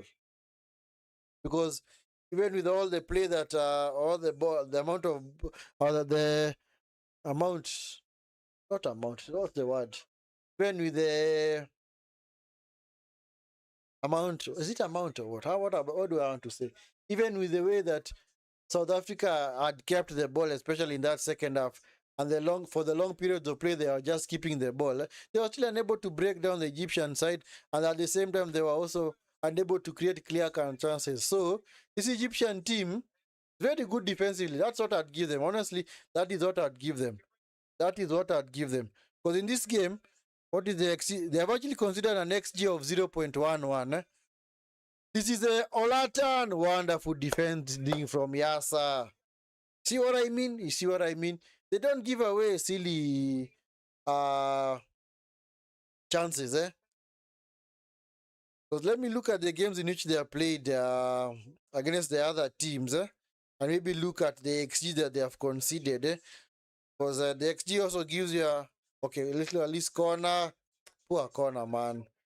Now with Ashur coming forward, Ashur just kicks it long to no one in particular. So against Angola, they considered an XG of 0.62, which is actually quite low as far as Angola are concerned. Actually, 0.76. And of course, in any game, if you are to consider maybe an XG less than 1, it actually means that you defended well, because you actually kept the other team to very, very few clear-cut chances. And of course, as you know, that was actually against a second-string team. Against South Africa, they only considered an XG of 0.75. Anyway, you'd expect that because South Africa were actually playing with a man advantage. Then, of course, against Zimbabwe, of course, they only consider an XG of 0.35. So, their defensive stats in this tournament have been good. Honestly, I would say their defensive stats have been good. Clearly, they have not in any way been giving away chances easily, especially to the opposition. That's why I do fear for any team that maybe goes behind against Egypt, because it's gonna be very, very hard to get back into the game, because this team actually, they know how to defend, guys. These guys, they know how to defend. They might also have a lot of attackers in their team, but they know how to defend. This is Doso. That's header. Doso loses the ball, man. Unable to combine with Olatan. So this is Ahmed. Ahmed gives it away to Oro. Ah, man. Ashur looking for Mamouche. Is he gonna get to it? Nope. Pass was kind of overhit, eh?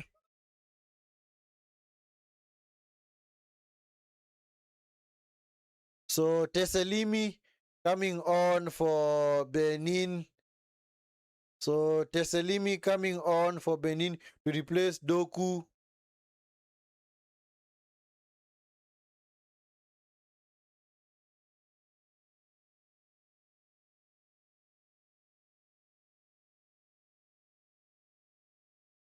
So they have to go forward now. Like I said, they can't just sit back and expect that Egypt are just gonna fall, because Egypt are just happy to keep is it as it is right now. Is Aloko. Aloko's forces his teammate back, or rather his opponent back, cleared by Ahmed. So let me look, see what was the other substitution for Benin. Yeah, there is Samadu has come on to replace Almeida. So Almeida was also taken off to be replaced by Samado. So Zizu, they are working hard on this left-hand side. They is happy to concede. Throw in. You just need to keep the ball, man. They just need to keep the ball. So let me just look at the stats of this tournament. Let me look at defensive stats. I don't know which team has the best defense. They're actually just showing us per player, but I need to see them per team. This is Ashore to the far side towards Hani. Now you see the position that now Salah is occupying is now his rightful position. That is why in the first half it was not working, because he was playing way narrow. Oh, dispossessed. Yes, sir. Yeah. Fatih. Anyway, he's a lucky boy, man. Fatih is a lucky boy, man. What a poor pass, man. Okay, he dispossessed Doso, huh? Yeah. He's a lucky boy, man. He's clearly a lucky boy there. I see you got a boom arm. What does that mean? Are you trying to say that I'm jacked or something? Is that what it means? I don't know. I don't know what that means. What does a boom arm mean? I actually do not know, man. I do not know what that means. Oh, sorry, I'd missed this. Where are you from? I'm from Nairobi, Kenya. Nairobi, Kenya. Sorry, Aranek, I've not seen your message or rather your comments, but at least, yeah, seen it now. Yes, I'm from Nairobi, Kenya. That is where I live. I'm born and raised in Kenya, so I'm fully Kenyan, man. And where are you from? Maybe you can also let us know where you're from, eh? It's also good to interact with the audience, and also get to know where it is guys are tuning in from. There's nothing wrong with that, on Fatty. Ouch! Ouch! Aloko, man. Hey. Yeah. I hope he's okay. Hey. The way that leg got turned, man. Oh my god. I hope he's okay. I honestly hope he's okay. A boom arm. What does W mean? Cross into the box. Cleared by Mamouche. Recycle into the box. Cleared by Ahmed. It's out for another corner. So guys, make sure that you are liking the video and of course subscribing to the channel if you're not already subscribed. I mean, you have got jacked. Oh, that's what it means. Thank you, man. Thank you, man. Far post. Shoot! Poor shot, man, from Benin. Come on, you should be doing a whole lot better with such shots, man. Thank you, Ryan. Thank you, Ryan. Yeah, of course, I do have some dumbbells at home. but I've not lifted them in a while. But yeah, I do lift a bit of weight. Because of course you're supposed to work out your body, man. So of course you're supposed to lift a few weights and also maybe do a bit of cardio exercises. Actually, you're supposed to do both. Because there are those that do focus a lot on cardio, they neglect strength training, lifting weights, and there are those that do a lot of strength training, they neglect rather cardio. So supposed to do a mixture of both. So maybe jogging, skipping rope, and maybe also planks, lifting weights, dumbbells, all that. Yeah, so I do that from time to time, but I haven't done that in a while. But maybe I'm gonna get there soon. I'm gonna go back to it as always. Supposed to have strong bodies, man. This is Aloko. I'm happy to see him back. Ahmed is able to intercept the ball. It's now with Zizou. Zizou. Zizou's been blocked off. He's supposed to go back to his goalkeeper. El Shanawi, there's such a poor pass. Shoot! Ah! Olaitan! Oh! What a save! Goal!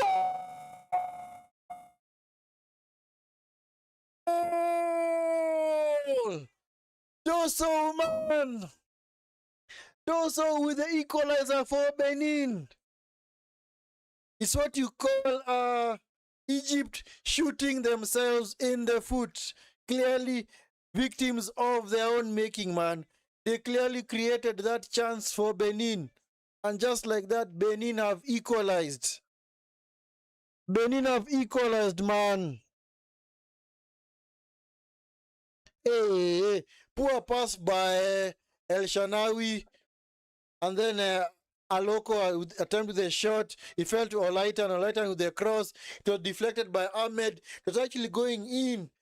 But El Shanawi was able to block it on the line. But it just fell to Dosu. Dosu right on the line. Just able to knock that ball into the net. What a brilliant save from El Shanawi, man. But anyway, he's the one who created that problem for his side. I mean, wonderful reflexes that he was able to save that. But the ball just fell to Doso. Doso just in front of the net. Just was able to score one of the easiest goals that he'll score in his life, man. Ah, yeah. Just after picking up this Egyptian team and saying that they did not give away chances, they go and do that. I wish I was able to go as fast as you. Ah, no, my friend, don't. The worst thing that you can do on YouTube is compare yourself with other streamers. Please don't do that because that could be suicide to your channel. Salah, Ashu! Was it over the bar? Yes, it was. I thought it was blocked, but it's actually over the bar. So, yeah, do not compare yourself with other channels because if you do that, trust me, you're gonna become discouraged, and eventually you might even give up on this YouTube thing and say, you know what, I'm done, I'm not gonna do this. So do not compare yourself. Do not compare yourself. Even if you started a channel at the same time as somebody else, and maybe they're able to get maybe 10 to 20 subscribers per stream or per video, do not compare yourself. Because like I said, having a YouTube channel is like having a transport business. And as you know, of course, living in Kenya, in that transport business, for us, we've got so many buses, and we call them means of transport, buses, matatus, and such. And of course, many of these matatus and buses are normally parked at the stage. But you never hear any person saying, you know what, hey, today has been a slow day, I've not been getting clients, I've not been getting passengers. No, it's like a matatu business, man. You're gonna get people who are gonna love wanting to be transported by your matatu. You're gonna get others that are gonna prefer the matatus. So it should be okay. It should be okay. It's like a market. You go into a market, you don't go there to buy everything. In a market, you're gonna get maybe like 100 different things. If you're only going there to buy a shirt or maybe a pair of shoes, you're definitely not gonna look at a tie or maybe a coat or maybe a sweater. And even though maybe the other guys might be trying to sell the idea to you, if you don't fancy, then you're not gonna buy. So it's more or less same thing when it comes to YouTube, because it's a huge space, huge platform. Anybody can grow, anybody can do content. So long as, like I said, make sure at least it's authentic and also maybe unique to you, and maybe also make it unique also to the audience, so that you also do not copy other people. Do not try and copy other people, maybe the way they do their thing, maybe the way they talk. But trust me, it all takes time. It all takes time, eh? It's never like you're growing in an instant.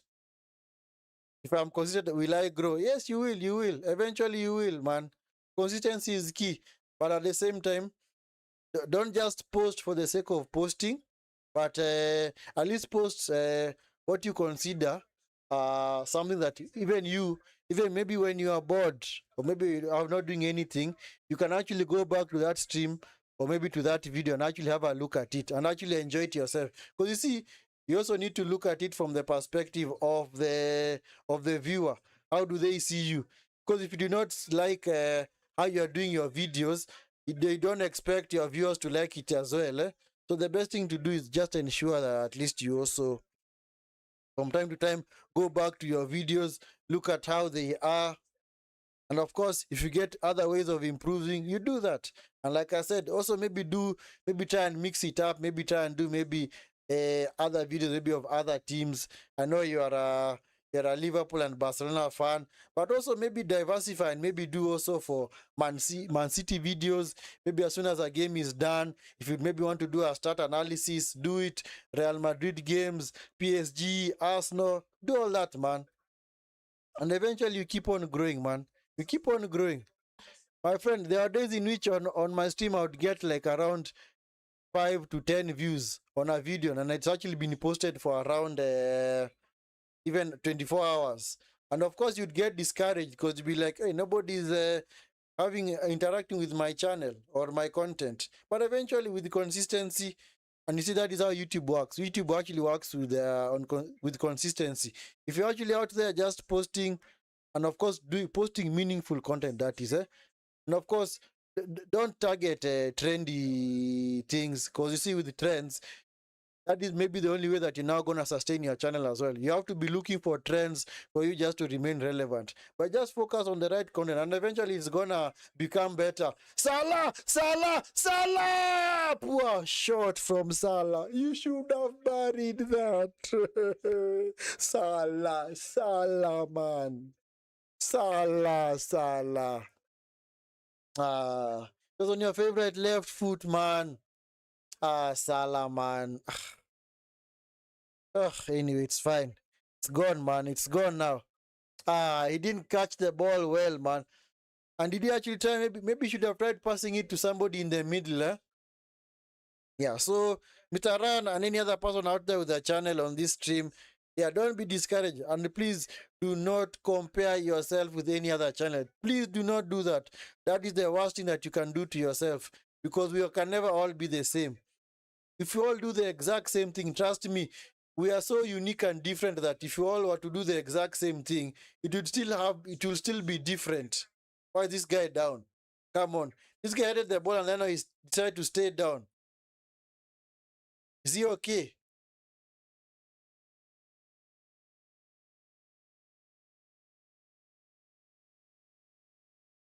Come on, Dosu. Take it easy, man. Come on. Come on, Dosu. Walk away, walk away, walk away. Yeah, the referee was not obligated to stop that, because the player just headed the ball and then dropped to the ground. So it was not a head injury. The only time that play is stopped is when you have a head injury.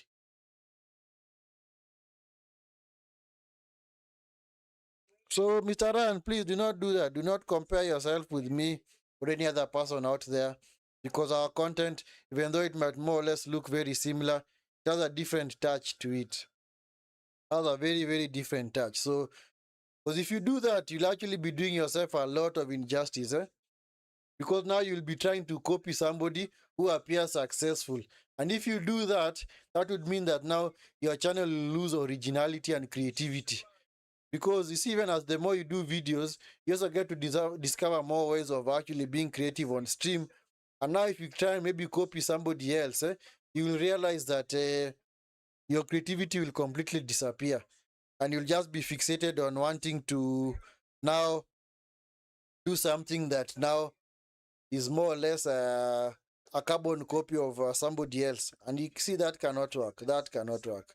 We can never all be the same, my brother. We can never all be the same. Yes, there are over 80 billion people on this planet, and each and every individual is unique. That is how God created us to be, man. That is now one of the creative things about God, man. He ensured that all of us are so unique to the point where if we were even to do the exact same thing, it would have a different touch. That is how unique we are. In fact, imagine 80 billion people on the planet, and each and every one of us is unique in our own way. That is very amazing, man. Super amazing. So do not deny yourself that creativity by comparing yourself with other people, other streamers. Because also our journeys are gonna be very, very different. There are those that started before me, and maybe according to them, maybe I might be doing way better. There are those that came after me and are doing way better. There are those that have maybe posted like maybe 15 videos on their channel. Maybe they have like around 2,000 subscribers already. There are those maybe that have like 200 videos plus. Maybe they only have like 20 or 30 subscribers. So, like I said, it varies from content to content and also the audience. But the idea is just remain consistent. Just remain consistent at all costs. Oh, some mistake there. Oh, well defended.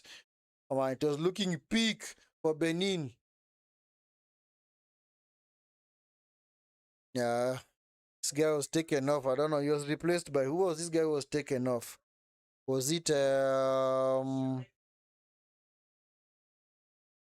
Aloko? Yeah, Aloko was taken off to be replaced by Amoso. Ish, what a name, man.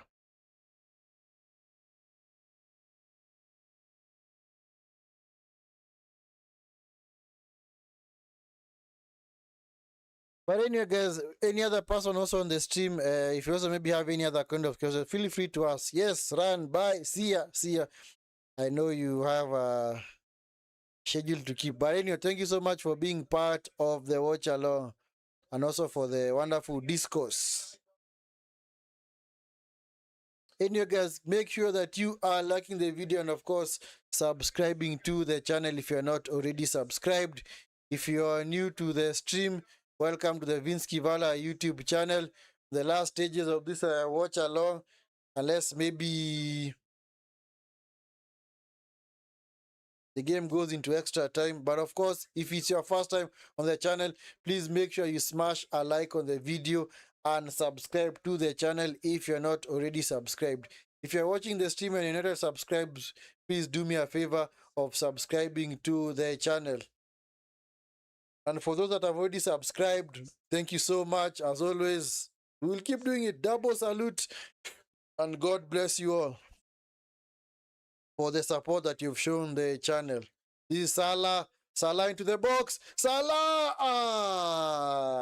Ahmed. The ball just got away from him, man.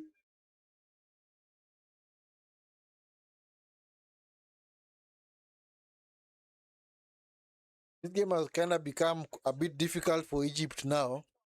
But anyway, they are the ones who seem to be more in the attack, wanting maybe to get the victory in this game. I think maybe Benin will be happy. Yeah, this game is actually well placed for Benin. Maybe even just to go into extra, because I know if you go into extra time, and eventually penalties, it's anybody's game. It's clearly anybody's game, man. Is Amusu just lets it ball roll out of play. Clearly see Benin want this game to go into extra time.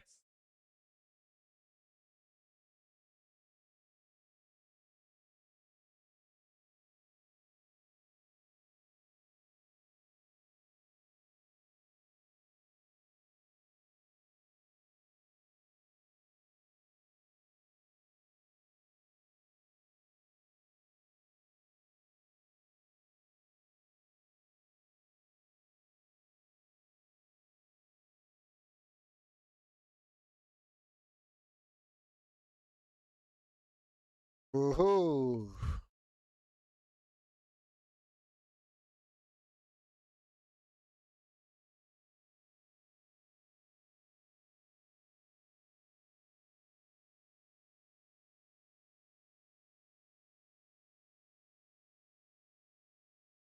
Team has kind of slowed down. I think maybe both teams will just be happy now to ensure that they just don't go all gung ho, maybe leave space at the back and concede.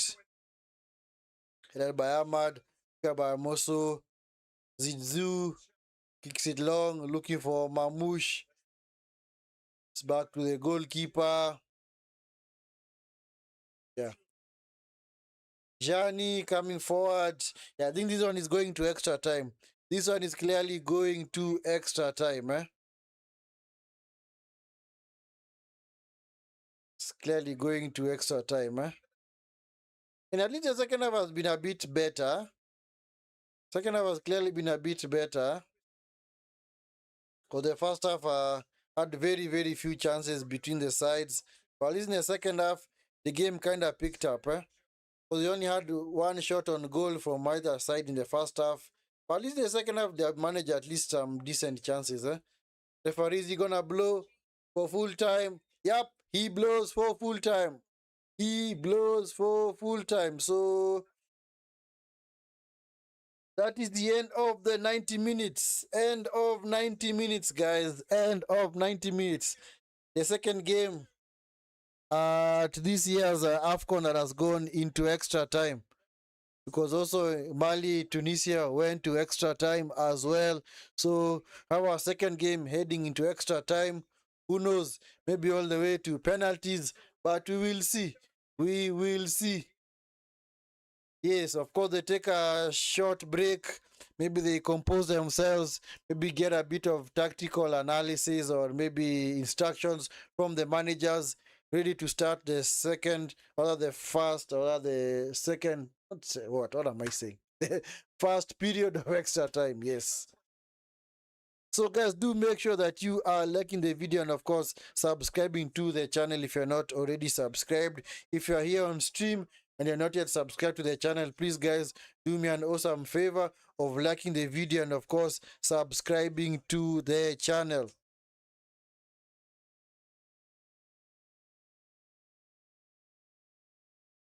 So basically, now both teams now have maybe one or two added subs. Eh? I think it's gonna be two. I think it's gonna be two added subs. Eh? I think it's one. I think when you get to extra time, it more or less depends whether you have used all of them. Eh? And if I'm to look at the substitutions, Egypt have only used three, Benin have used four. So Benin can make two more subs, while Egypt can make three more subs. So if you had used all your subs getting into extra time, you're allowed at least to make one more change. So right now, you can't really say that any team is maybe gonna do a tactical change, maybe to try and get a winner. I think right now, pretty much like I said, it's anybody's game. Whenever the game goes into extra time and maybe eventually penalties, it's anybody's game. You can't really say that these guys are the overwhelming favorites when it goes to extra time or penalties.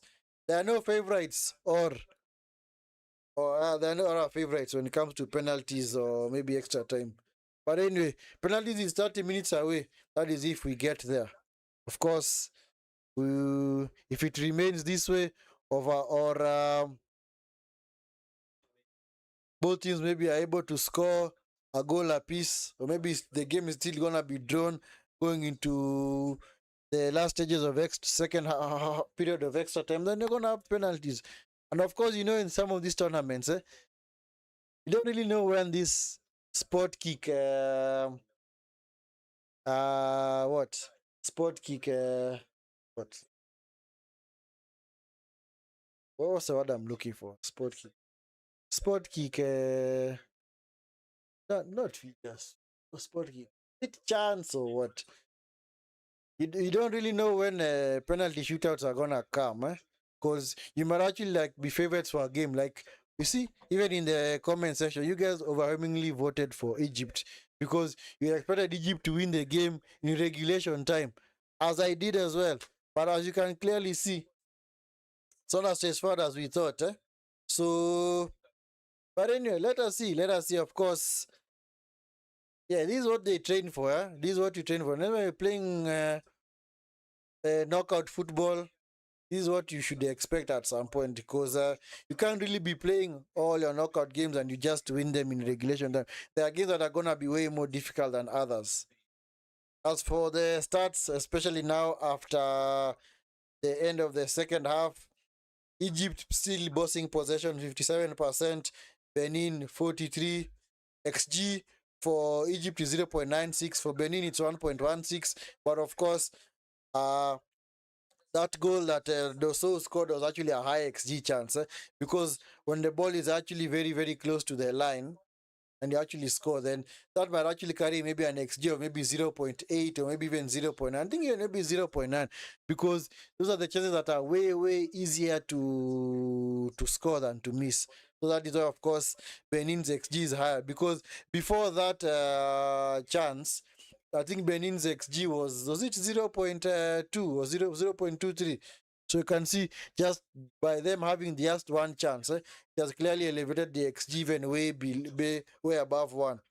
I think maybe that XG chance is even, that chance, that XG chance is maybe even at 1, because the one that Dosso scored, because I don't think that any ball that is close to the line of the goal has maybe an XG of maybe less than 0.9, because those are the chances where you just need to tap the ball into the net, and it's because the keeper is down, and of course it is way easier to score those. So I think maybe the XG of that chance alone was maybe 1 or maybe 1.0 something.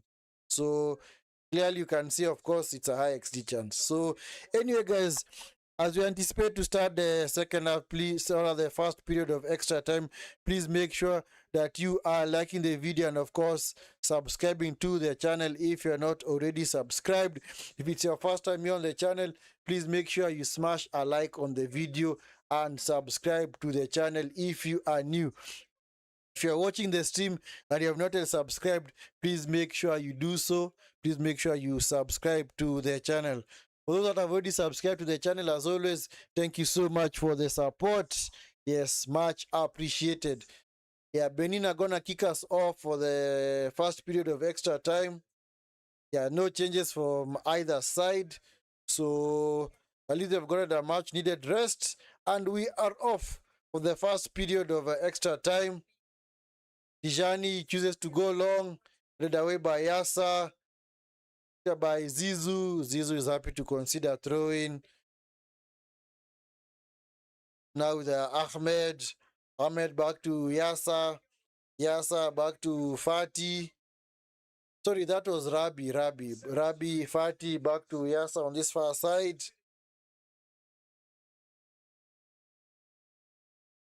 Yasa into Fati. Fati into Rabi. This is Zizu back to Rabia. Then Zizu coming forward to Ahmed. This is Asho. Asho crossed into the box. It's cleared by Vardon. Recycled by Egypt. All the way back to El Shenawi. El Shenawi clearly, he cost his team a goal there. Clearly, El Shenawi, man, you are to blame fully for that goal that Benin scored. I don't know what he was attempting there, because clearly that pass was very, very poor.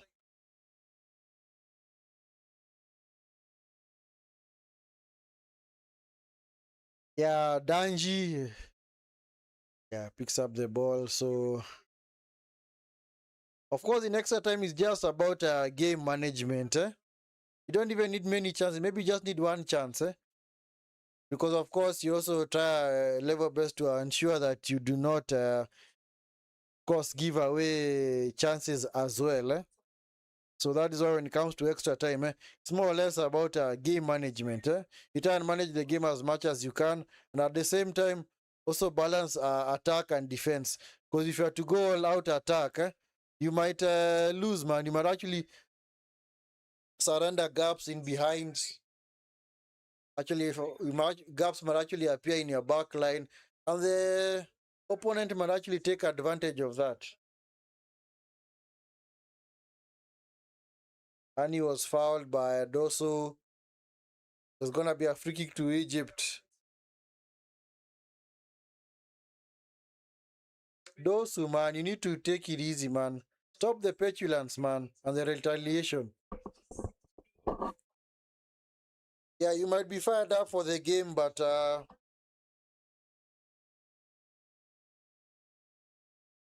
not in any way try and retaliate.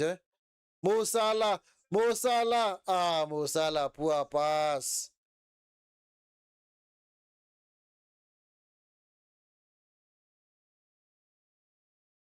Yes, unable to keep it in play. It's gonna be a throw into Benin. Yeah, Salah. Yeah, the ricochet favored him there, but it's a very very poor pass by Salah.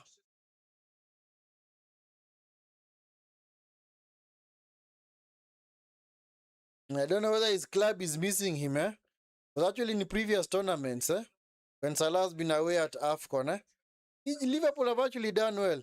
In fact, it's actually a very crazy start that whenever Salah's been away on AFCON duty for Egypt, Liverpool have actually remained unbeaten because somebody might say, okay, without Salah, they'll not create, but somehow they've managed to remain unbeaten. This is Zizou is gonna get to it. It's too much from Salah. So, in a nice idea though, nice idea from Salah. Nice idea from Salah.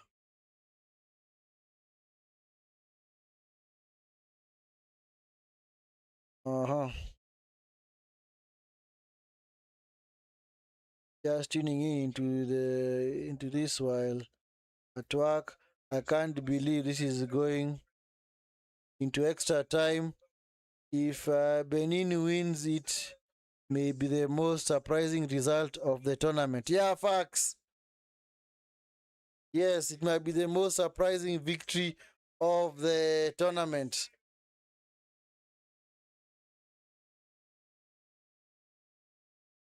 Up, no foul, man. Ashu picks it up for Egypt. Nice run. Come on, go to the far side, man. Into Zizou. Zizou being supported by Ahmed. Benin players are back. Ahmed to the box. Mamouche, unable to control the ball.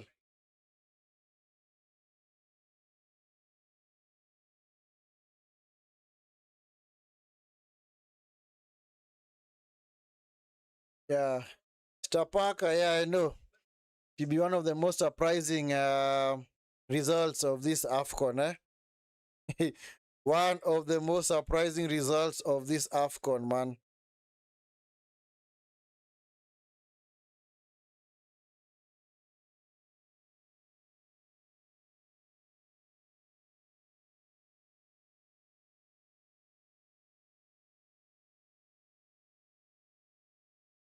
Mm.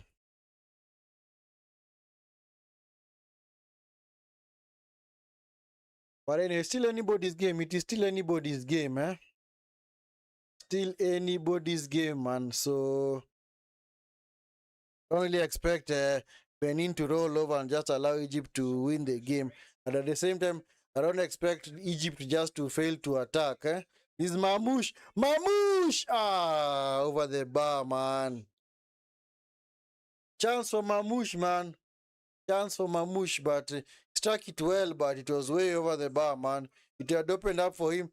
Actually offered deflection, and that should have been a corner. It's actually a corner. Yes, it is a corner. Taken quickly. This is Hani. Hani into the box. Header. Yes, sir.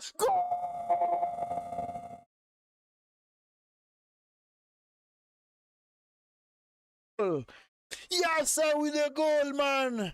That is what you call a looping header. Eish. What a goal, man.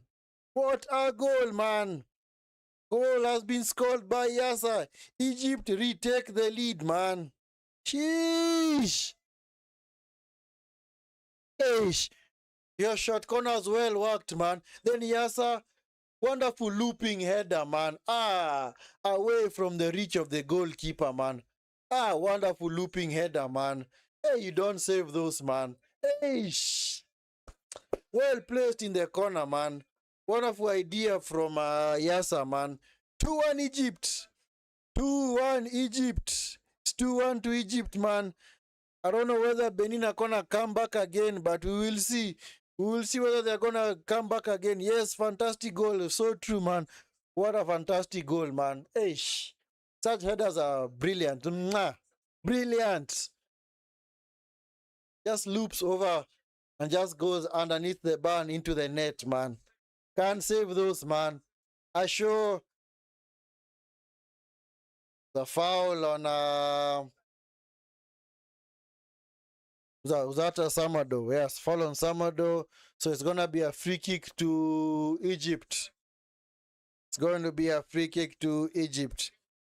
Anyway, guys, make sure that you are liking the video and, of course, subscribing to the channel if you're not yet subscribed. If it's your first time on this channel, thank you so much for being part of it.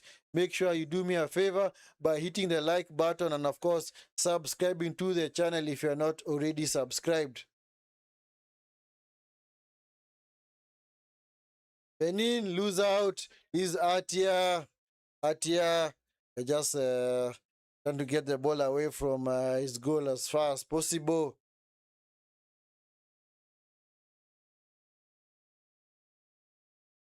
Two ball denied, so it's recycled by Benin. Looking for Alatan on the far side. Unable to control the ball.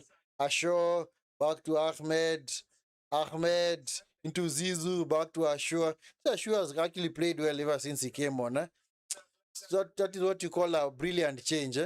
Yeah, wonderful tackle from Ashur, man. He actually played well, but this guy has played well. Maybe he's doing bidding so that at least he can be on the starting lineup in the next game. But he's clearly played well since he came on.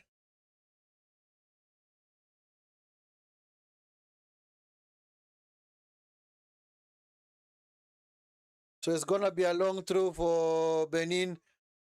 Bono into the box. Hey, clear that ball, man. It's picked up by Mamouche into Salah.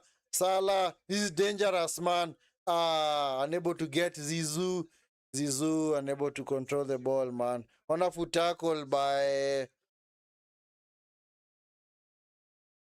Hassan. So yeah, so the Nigeria-Mozambique team is already out.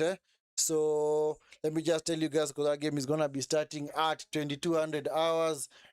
Yes, so for Nigeria, they're playing in a 4-3-1-2. Pretty much the formation that they've been playing at the tournament since the beginning. They've got Nwabili in goal, or Onyemechi on the left, Pasi, Ajayi, and Osai Samuel. In midfield, they have got Onyeka, Ndidi, and Iwobi. And then in the 10th position, they've got Lukman. Then, of course, the two forwards are Adams and Osimhen. As for Mozambique have got Eman in goal, Kalila, Maxa, Reynaldo, and Langa in defense, Amade, Guima in midfield, Katamo, Palembe, Witi as the forwards, and of course the lone striker is Bangal. So that is the team for both sides. Sorry, excuse me, guys. Excuse me. Yeah, those are the teams for both sides. So lineup is already out. Nigeria, yes, one of the few teams to win all their games at the AFCON. So they actually won all their 3 group stage games. Started the victory against Tanzania 2-1. Then they beat Tunisia 3-2. And then they beat Uganda 3-1. So as for Mozambique also qualified as, I think, was it the second best third place team? They lost their first game against Ivory Coast, beat Gabon 3-2 in the second game, but they lost to Cameroon in the last game. But that was enough for them to qualify for the round of 16. So clearly, Mozambique are the underdogs in that Tie. Silimi blocked. It's gonna be a throw into Benin. At least Benin have the agency. Clearly, you can see that they want to go forward. They're not just sitting back and hoping that game is gonna come to them. So long throw into the box. It's picked up by Salah. Salah is happy to consider another throw in. So another long throw coming up for Benin. They want to close out this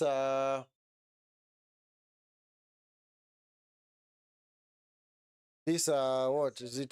This first period of extra time strong, eh?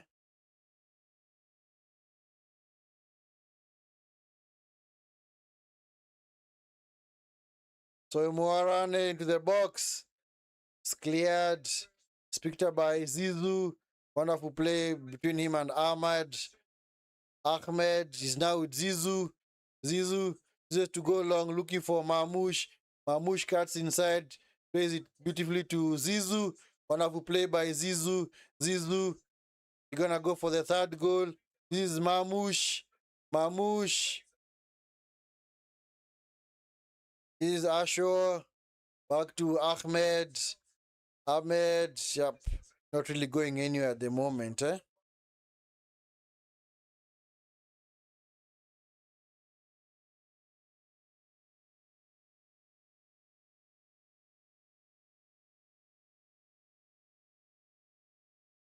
The handball in there. Who repeat that? Oh, okay. Just shrugged his upper arm, eh? So that should not have been a penalty in the first place, eh? But that was the one that made what was this? Was that Tijani or Olaita near protest? The point where they even picked up a yellow card, eh?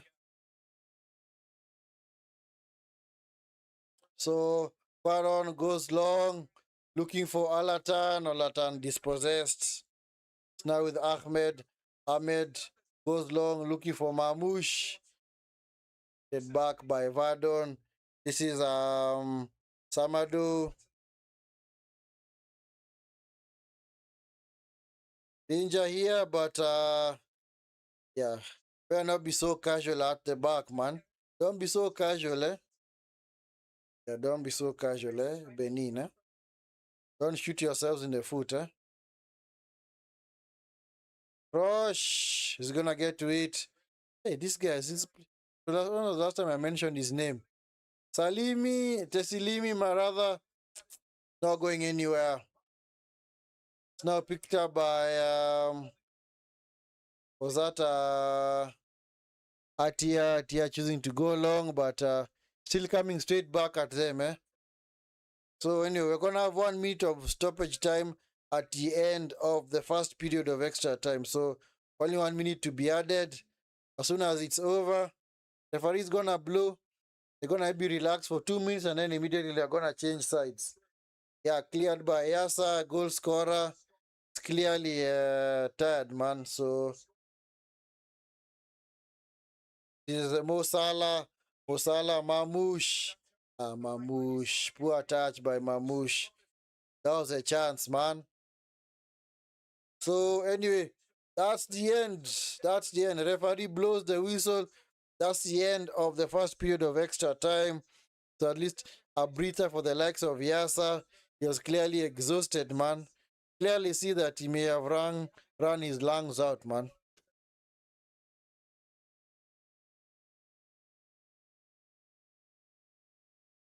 So yeah, they just go for a short break. Yeah, bottle of water, and then immediately they resume.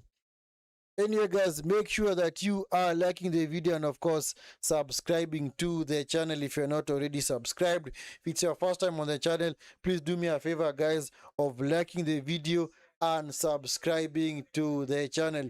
Also, if you're watching the stream and you're not yet subscribed, please make sure that you do subscribe to the channel.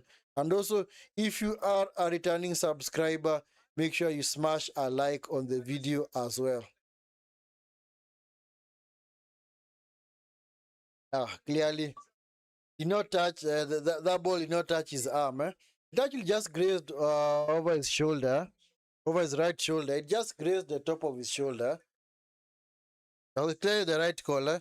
It made Tijani become so livid. Because he was like, my friend, that was clearly handball. Why didn't you give us a penalty? Well, the referee is like, no, it's not a penalty, man. It's not a penalty.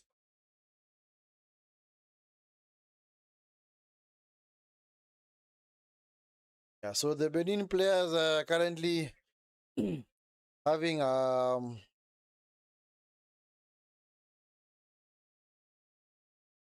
having their muscles it stretched or what. So rub so at least you can avoid any kind of cramp. Because you see, when it gets to this kind of stage, getting cramp is very, very easy.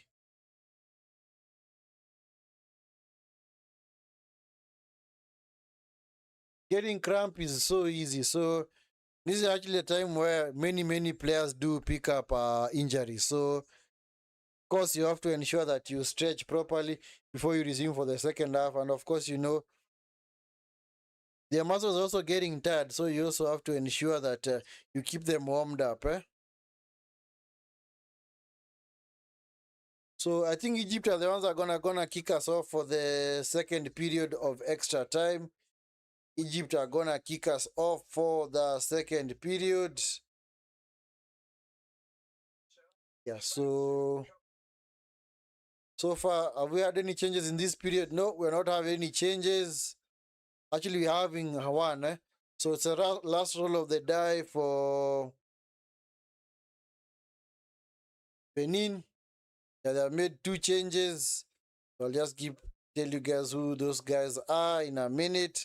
So Ahilivini. Hey, what a name, man. Hey, what a name.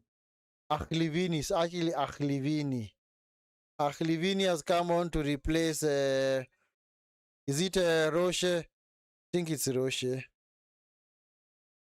It's Roche.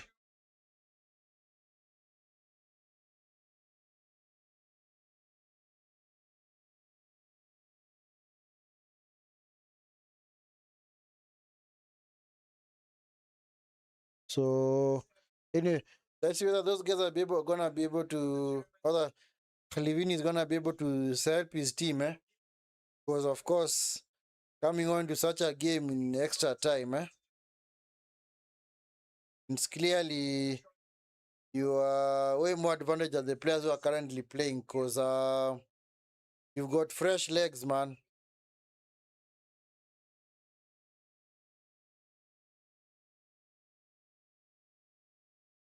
So Mamouche, oh, hey, you almost gave it away, man. I think a very dangerous game, man. It's picked up by Samodu into Oro back to Vardon, Oro. Hey, come on, man. What the heck? Was that even a pass? What the heck are you doing, man? What is this Doso guy doing, man? What kind of pass was that, man? That looked like a shot more than a pass. Anyway, guys, make sure you are liking the video and, of course, subscribing to the channel if you're not already subscribed. If you're here on stream and you have not subscribed to the channel, please make sure you do me that favor, as always, of smashing a like on the video and, of course, subscribing to the channel. Pardon, choosing to go long, looking for Doso. It's been all turn. Ah, come on, that's a dive, man. Hey!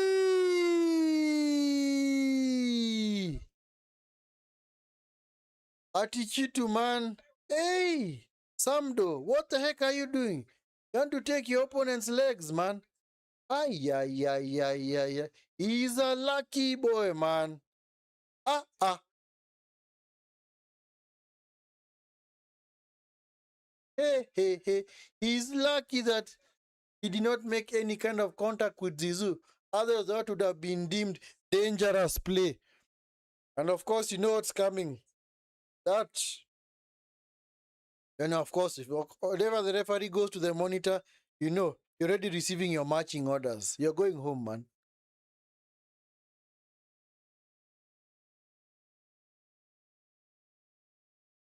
So Fati resumes play for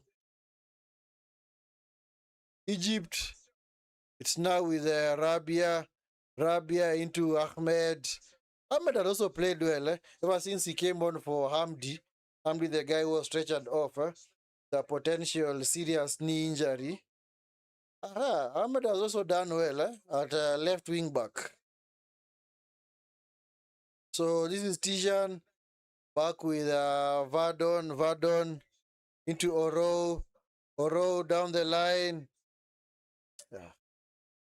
Altan is unable to control the balls, just been cleared. Recycle again by Vardon. Is he gonna go long? Why are you choosing to bypass your midfield, man? Just try maybe create something from your midfielders. Don't just let it be just one ball over the top, because clearly Egypt are gonna defend such balls all day, man.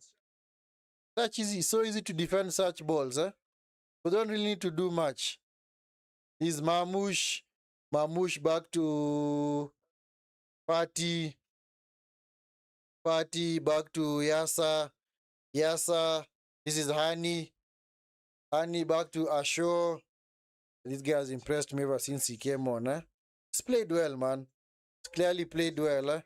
This is Fati back with Rabia to Ahmed on the far side. Ahmed closed down. And now wonderful high press by Benin. They win the ball back. Desimili. Was he fouled? Yep. Free kick.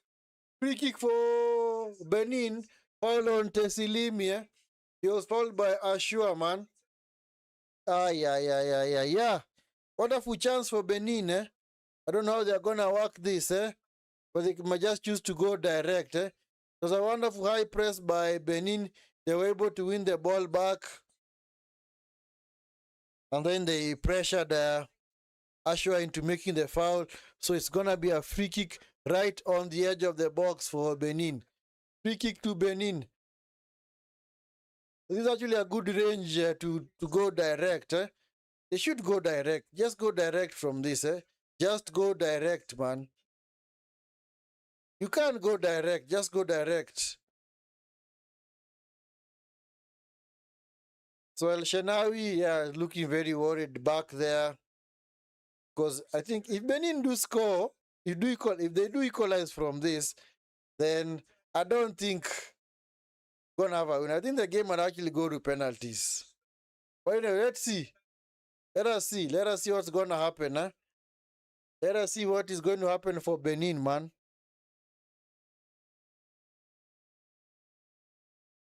It might actually be like a big chance for this. A very, very good chance for Benin. It's a bit too close. You think it's a bit too close? I think it's actually good range for anybody who can get it maybe round the wall or just up over the wall and right under the post. Shots are deflected wide. It's going to be a corner by... But what happened, man?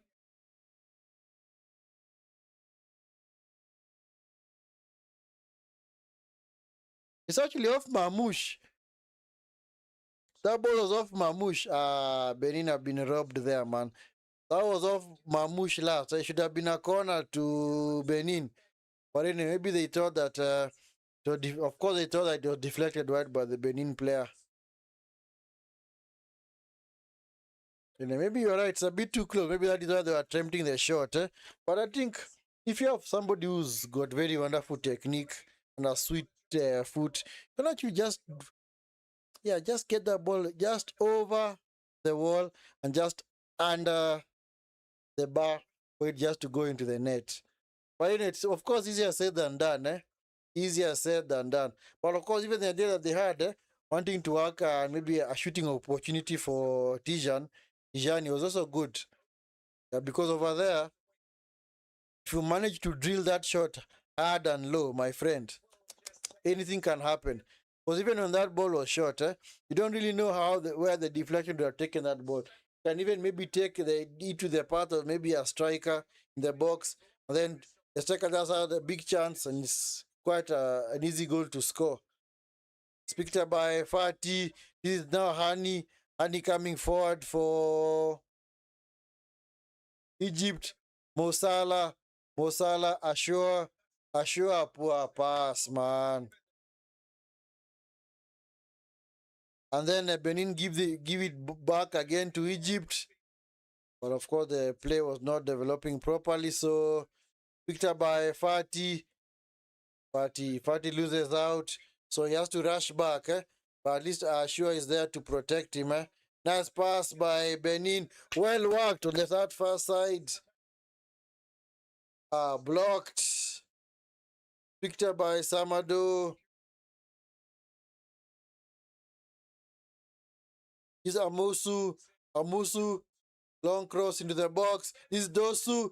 Dosu unable to combine with his teammate. The ball is cleared by El Shenawi. Are they really knocking on the door? They're just having half chances, but they're not really working the goalkeeper. It's cleared again by Fati. It's going to be another long throw opportunity. But they decide to take it faster. Cross into the box. Cleared by Fati. It's now with the Mo Salah. Mo Salah. Mo Salah. Was he foul? No. It looked like a dubious decision. Was that really a foul on Mo Salah? In fact, he was already on his way to the ground.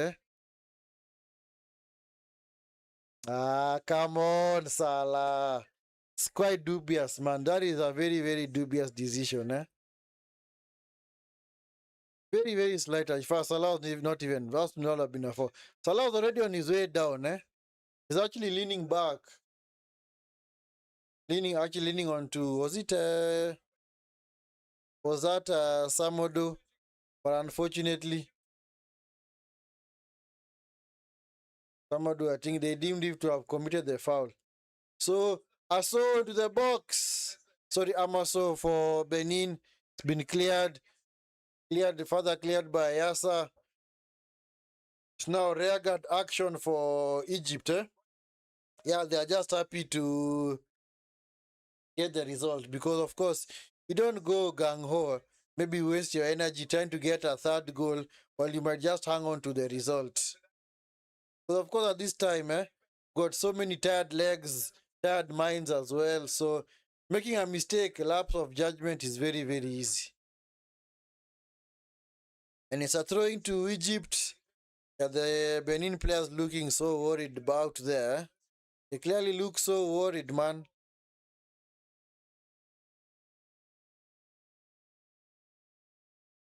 Is it gonna be the last showing at this tournament? We will see. Asho with a pass into Zizou. Zizou being supported by Ahmed. Nice pass, 1-2. Ahmed by Zizou. Fix Asho the shot. Well wide. Don't know why he had to rush that chance, because you're actually building well at the back. I think you have less than 10 starts. I think if you have less than 10 starts for your country, you should be able to switch countries. El Sharawi should be playing for Egypt. He doesn't play much for Italy. But see, the idea is, does he want to play for Egypt? Maybe he doesn't want to. Maybe he doesn't want to. That is why you have the likes of maybe people like Juan Bissaka, Greenwood. Yes, they saw that the so much fierce competition for places in England. I might as well just go and play for my native country. But I don't know whether he wants to play. El Shaarawy may maybe want to play for Italy. You know, he used to play for them, but as you know, Italy has been very, very poor of late. In fact, did they actually qualify for the World Cup? I don't think they did. They're actually in the playoffs. Italy are actually in the playoffs. See whether they're going to qualify for the World Cup. This is Salah being pulled back. Salah, Salah, advantage referee, man. Ah, come on. Alivini just hanging on to Salah, man. I don't know why. But anyway, of course he knew that Salah was away. He's not letting him go. He's not letting him go. But Salah was like, man, you should have actually allowed advantage. Eh? Anyway, I don't know. Maybe also, I don't know, who else has also changed the nationality? Oh, yeah, Wilfred Zaha as well. He also saw that he couldn't play for England. He switched to Ivory Coast. There's also somebody else who has also switched. Yeah, also Zidane's son, Lucas Zidane. Lucas Zidane was born in France, but he said, no, what? My father might have been French, but I know I'll never play for this French team, so let me just play for Algeria. So Mamouche is being taken off to be replaced by Mustafa Mohamed.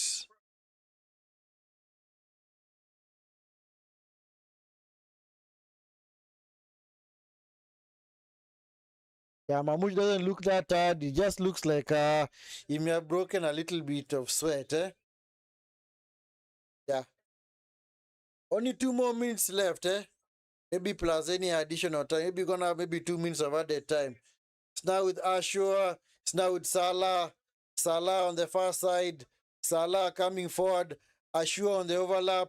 Salah into the box. Cleared. Picked up by Salah again. Salah. It's now with Zizou.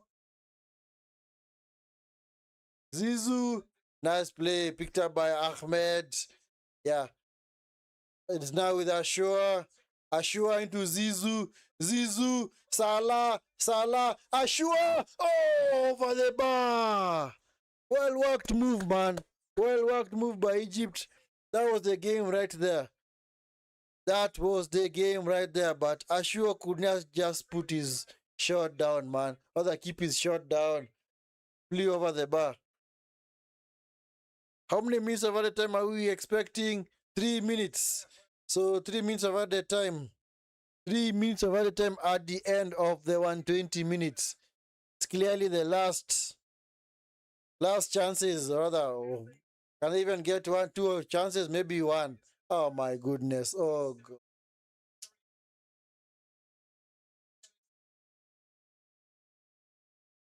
Alton, man, what the heck? What the heck, man? Because I'll keep on saying it. When it comes to the clutch moments, you need to make the right decisions. And clearly, right there, Alton, very, very poor decision. Yes, the idea to take it fast was good, but unfortunately, the delivery was something else, man. Don't know what you can call it. Yeah, I think Egypt may have. I think Egypt have won this. I don't see how Benin able to conjure up an equalizer. In fact, Egypt even want to waste more time by bringing on another defender. They want to bring on Hossam. I don't think there's even gonna be time for that. But anyway, we still have 1.5 minutes left.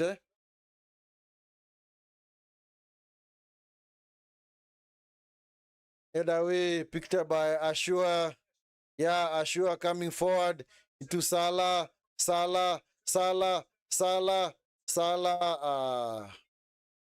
Loses out to Alvilni.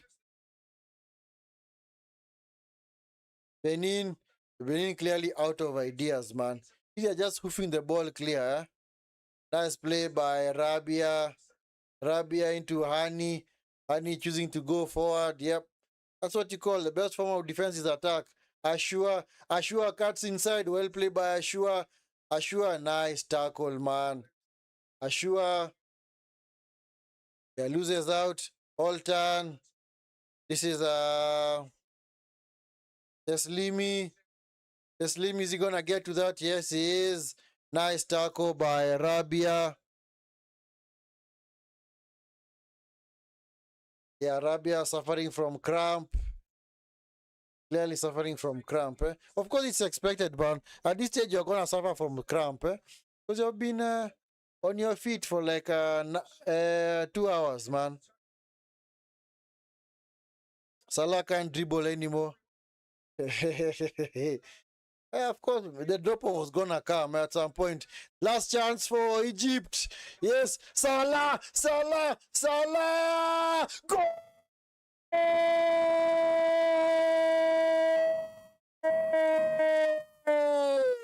Mo Salah kills the game off for Benin, other for Egypt. Yep, he can't dribble anymore, but he can't finish. He can't finish, man. And he's also quite dangerous off the counter, man.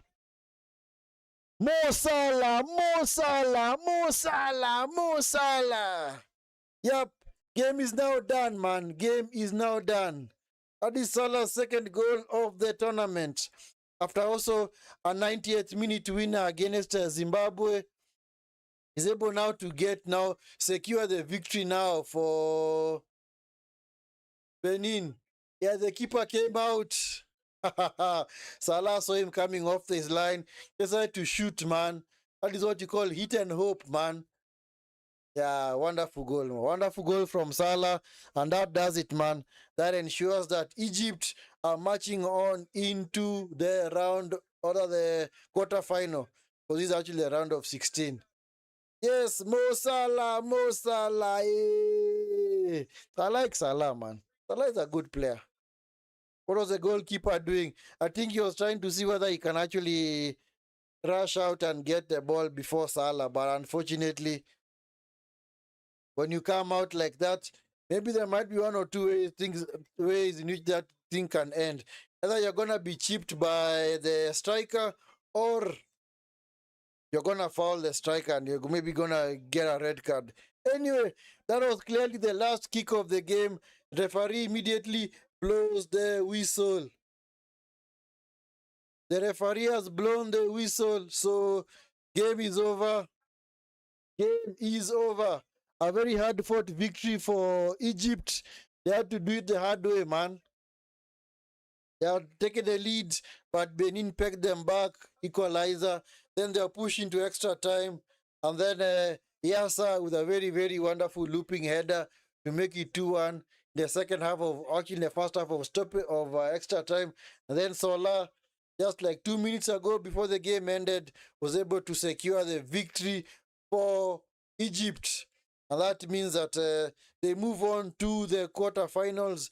They await the winner of the holders match between the holders Ivory Coast and Mozambique. Liverpool need him. Yeah, they do. They still need him, man. They still need him. You might say that Salah is finished, but I don't think he's finished. He's not finished. Salah is not finished. He's not. Can still maybe come on, maybe as an impact sub, or maybe in games maybe where you expect the team to do a lot of defending. Maybe you just keep him in reserve. Maybe bring him on. And maybe you might want to secure the victory. So, anyway, Egypt, just at the death, secure the victory. And they move. They move on to the quarterfinals. Yes, it's going to be an interesting game. Whether they come up against, if they come up against Ivory Coast, I definitely want to see that game. I definitely want to watch that game, man.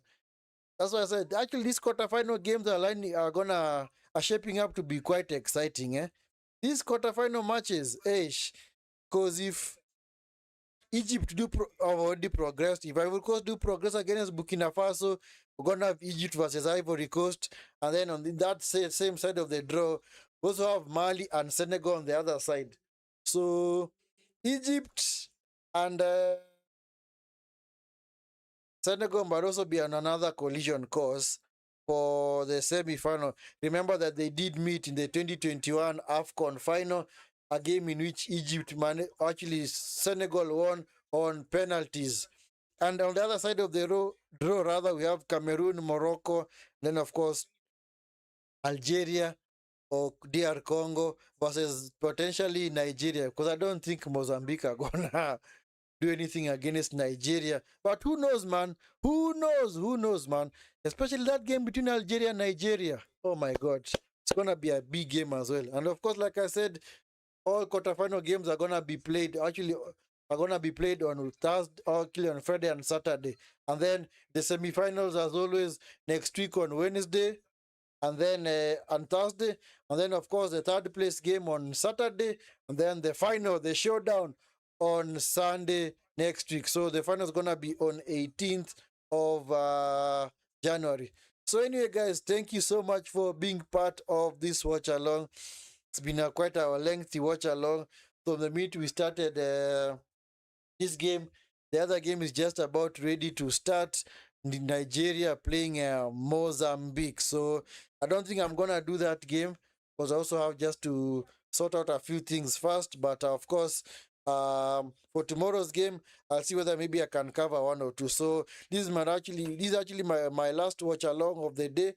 Thank you so much for those that took part in the watch along, rather those that are availed themselves for the watch along.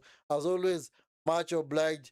Thank you so much for being part of it. And as always, if it's your first time on this channel, please make sure you smash a like on the video and subscribe to the channel. And of course, if you have not yet subscribed, please make sure, do me that awesome favor, guys. Get me at least a higher sub count, guys. I do not charge you for your subscriptions. They are completely free. So make sure that at least you in fact subscribe to their channel. So thank you so much, guys, for being part of the watch along. Yes, of course, Mr. Prince. See you tomorrow. Of course, we have to cover Algeria versus DR Congo. That's gonna be a big game. I don't know. Is it being played at 2200? Actually, more or less the same time. It's actually also an early kickoff. The game is gonna kick off at 1900 hours Kenyan time. So actually, the game is gonna be played tomorrow, and then of course the other game between Ivory Coast and Burkina Faso is gonna be played at 2200 hours. Anyway, thank you so much, guys, for being part of the watch along. Everybody else who was part of this, thank you so much for being part of it. You guys have an awesome evening. Take care, and of course, see you tomorrow for the other watch alongs, especially the game between Algeria and Cote d'Ivoire, not Cote d'Ivoire, sorry, Democratic Republic of Congo. Until then, guys, please do take care, stay safe, peace.